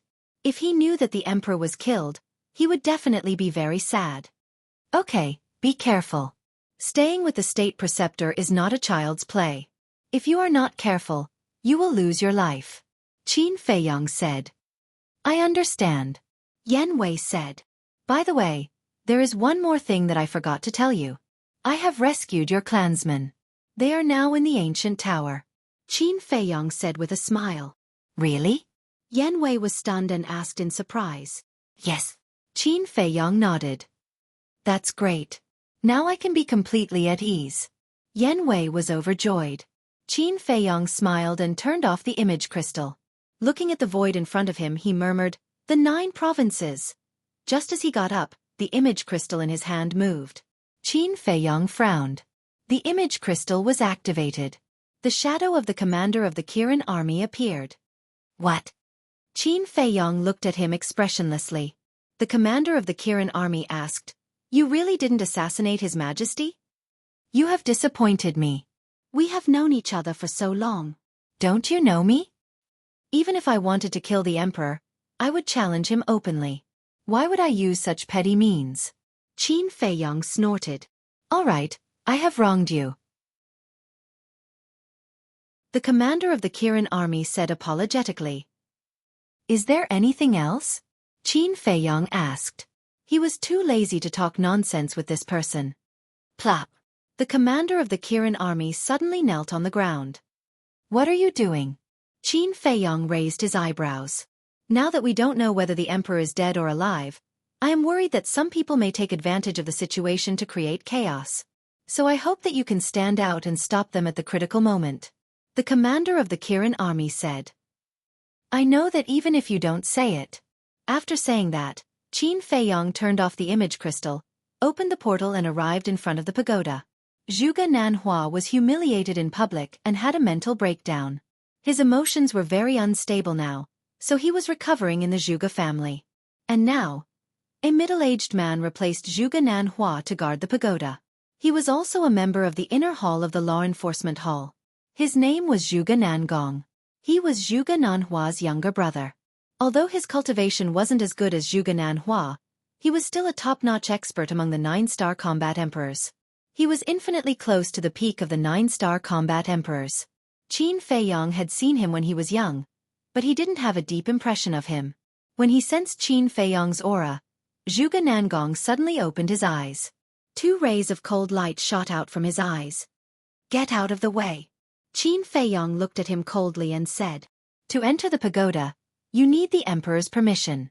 Now that the emperor has been killed, the state preceptor is in charge. If you want to enter the pagoda, you have to find the state preceptor and get his handwritten order." Zhuge Nangong said. Qin Feiyong was stunned and said jokingly, "How come I don't know that the state preceptor is in charge now?" Zhuge Nangong said, "The state preceptor is second only to one person and above tens of thousands.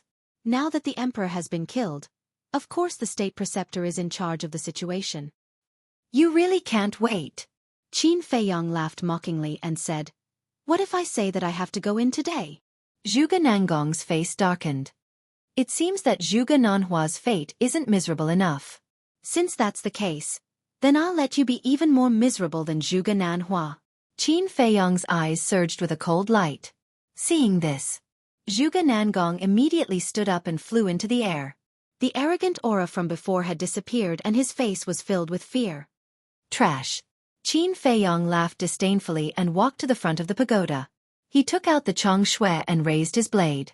Flames flew everywhere and the pagoda door collapsed. Next, he put away the Chong Shui and entered the pagoda openly. However, Qin Feiyong and Zhuge Nanhua did not know that in the air, a speck of dust had also quietly swept into the pagoda.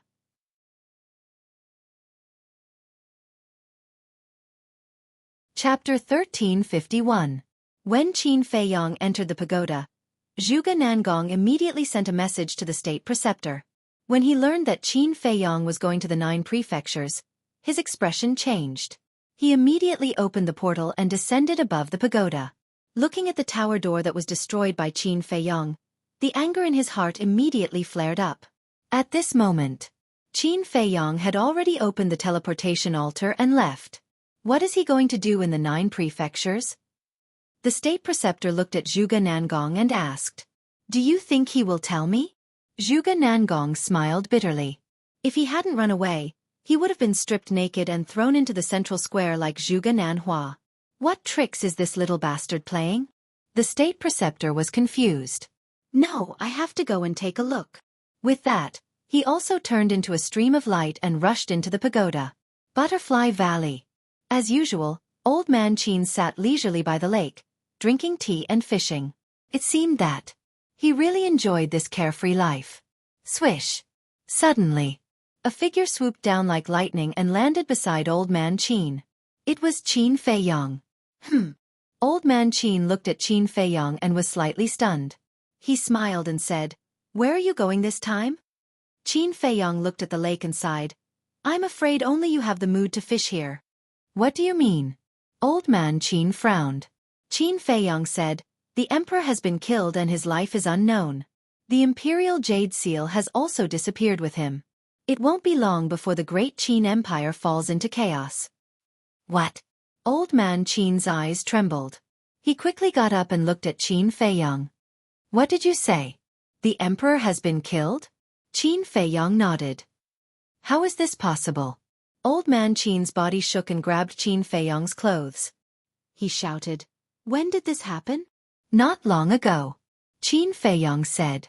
Qin Feiyong's face instantly turned pale. He asked, "Did you find out who did it? State Preceptor? He doesn't look like an imperial advisor. It's not Lu Xingqian either. I can't figure it out either. Who's behind all this?" However, according to my investigation, the emperor isn't in the imperial capital right now, nor is he in the Sea of Reincarnation. Then, he must be in the 9 prefectures. That's why I'm here to ask, have you seen him before? But now, it seems that you haven't seen it before. Qin Feiyong rubbed his temples and said. How could this happen? Old man Qin was stunned. Suddenly, with a shudder, he looked at Qin Feiyong and said, "There are people guarding the teleportation altars in all the continents. I'll go ask them right away." After saying that, he immediately activated the teleportation gate. Wait. Qin Feiyong grabbed him, glanced at the void, and transmitted his voice. Use your divine sense to scan the Butterfly Valley. Why? Old Qin looked at him suspiciously. We don't know whether the Emperor is dead or alive. If I were Lu Xingqian, I would definitely seize this opportunity to do something.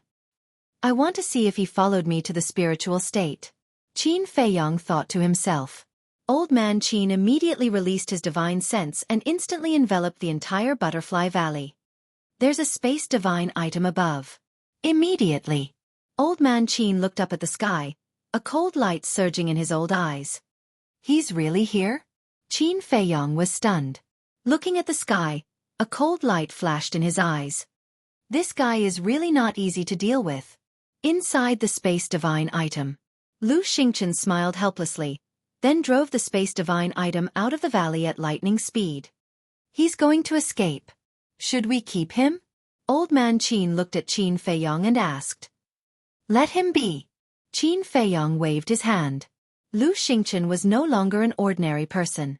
With old man Qin's strength, he might not be able to keep him. So, instead of wasting time, it was better to go their own way.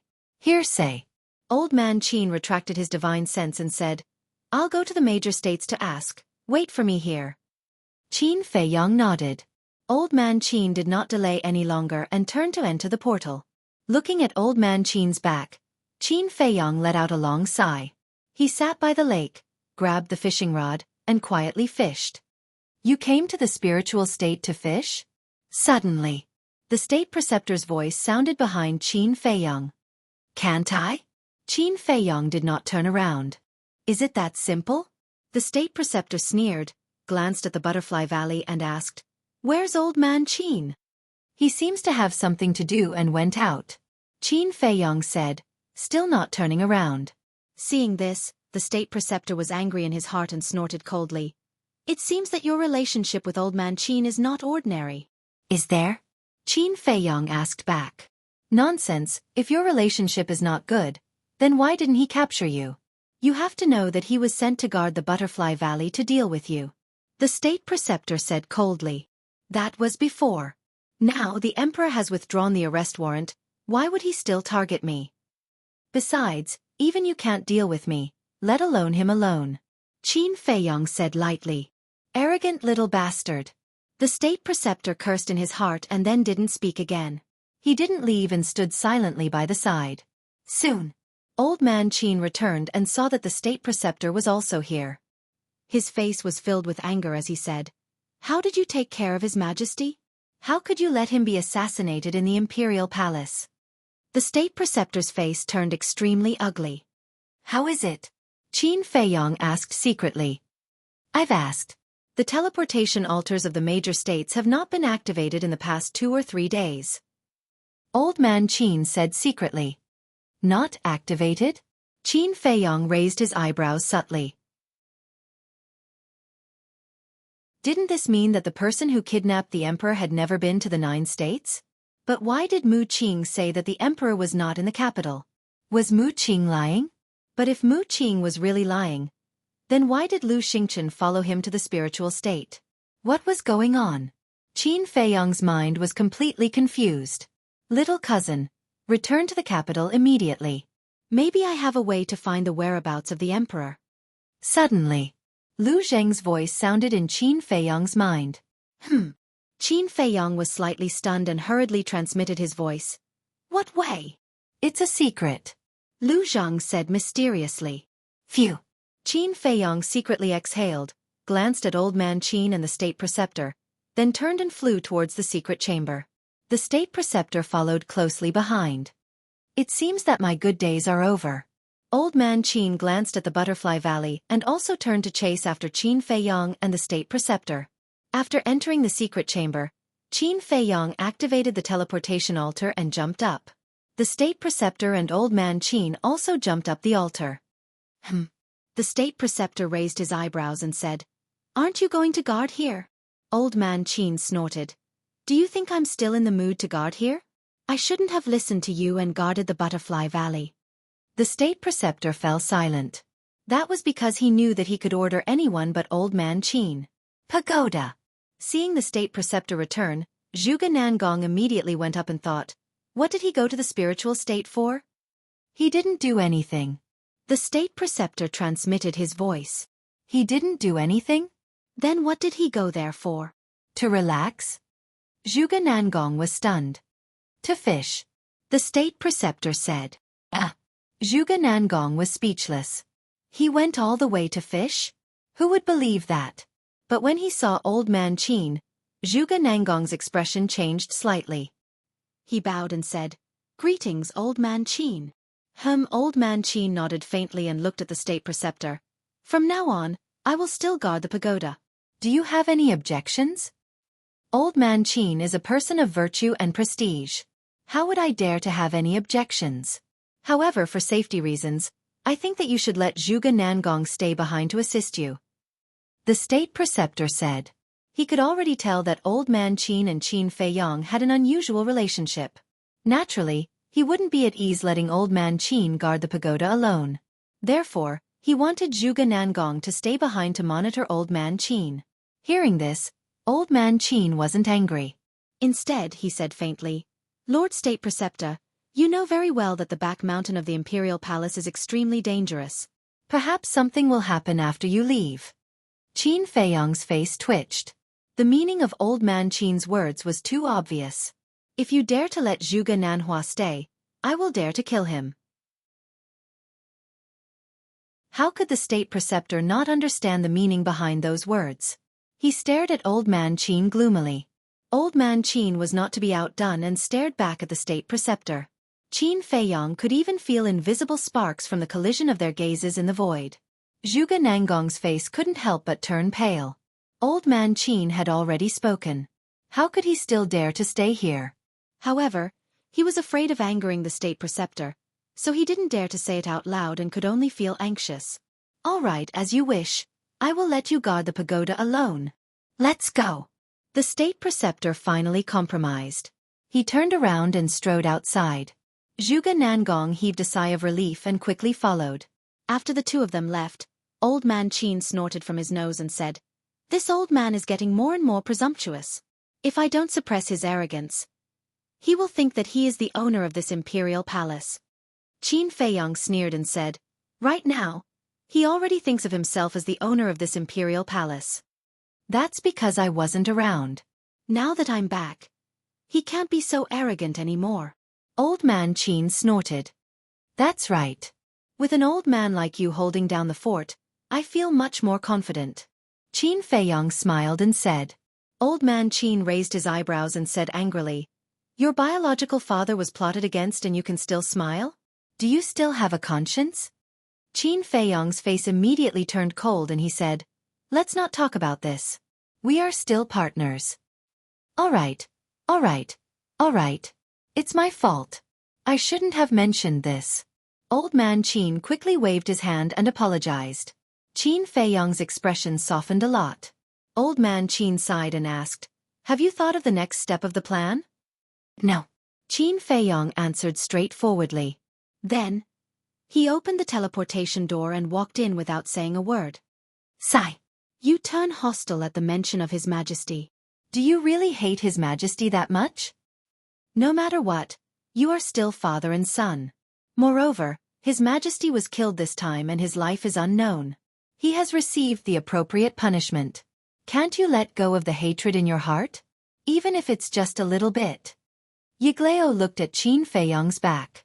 He seemed to be mumbling to himself, but also seemed to be talking to Qin Feiyong. His old face was full of disappointment. After Qin Feiyong disappeared, old man Qin retracted his gaze and looked at the broken tower door. He shook his head and smiled bitterly. Without a doubt. You're tuning in to the Xueqi's Martial Arts Saga YouTube channel. Don't forget to subscribe and join us on this journey to catch the most captivating stories.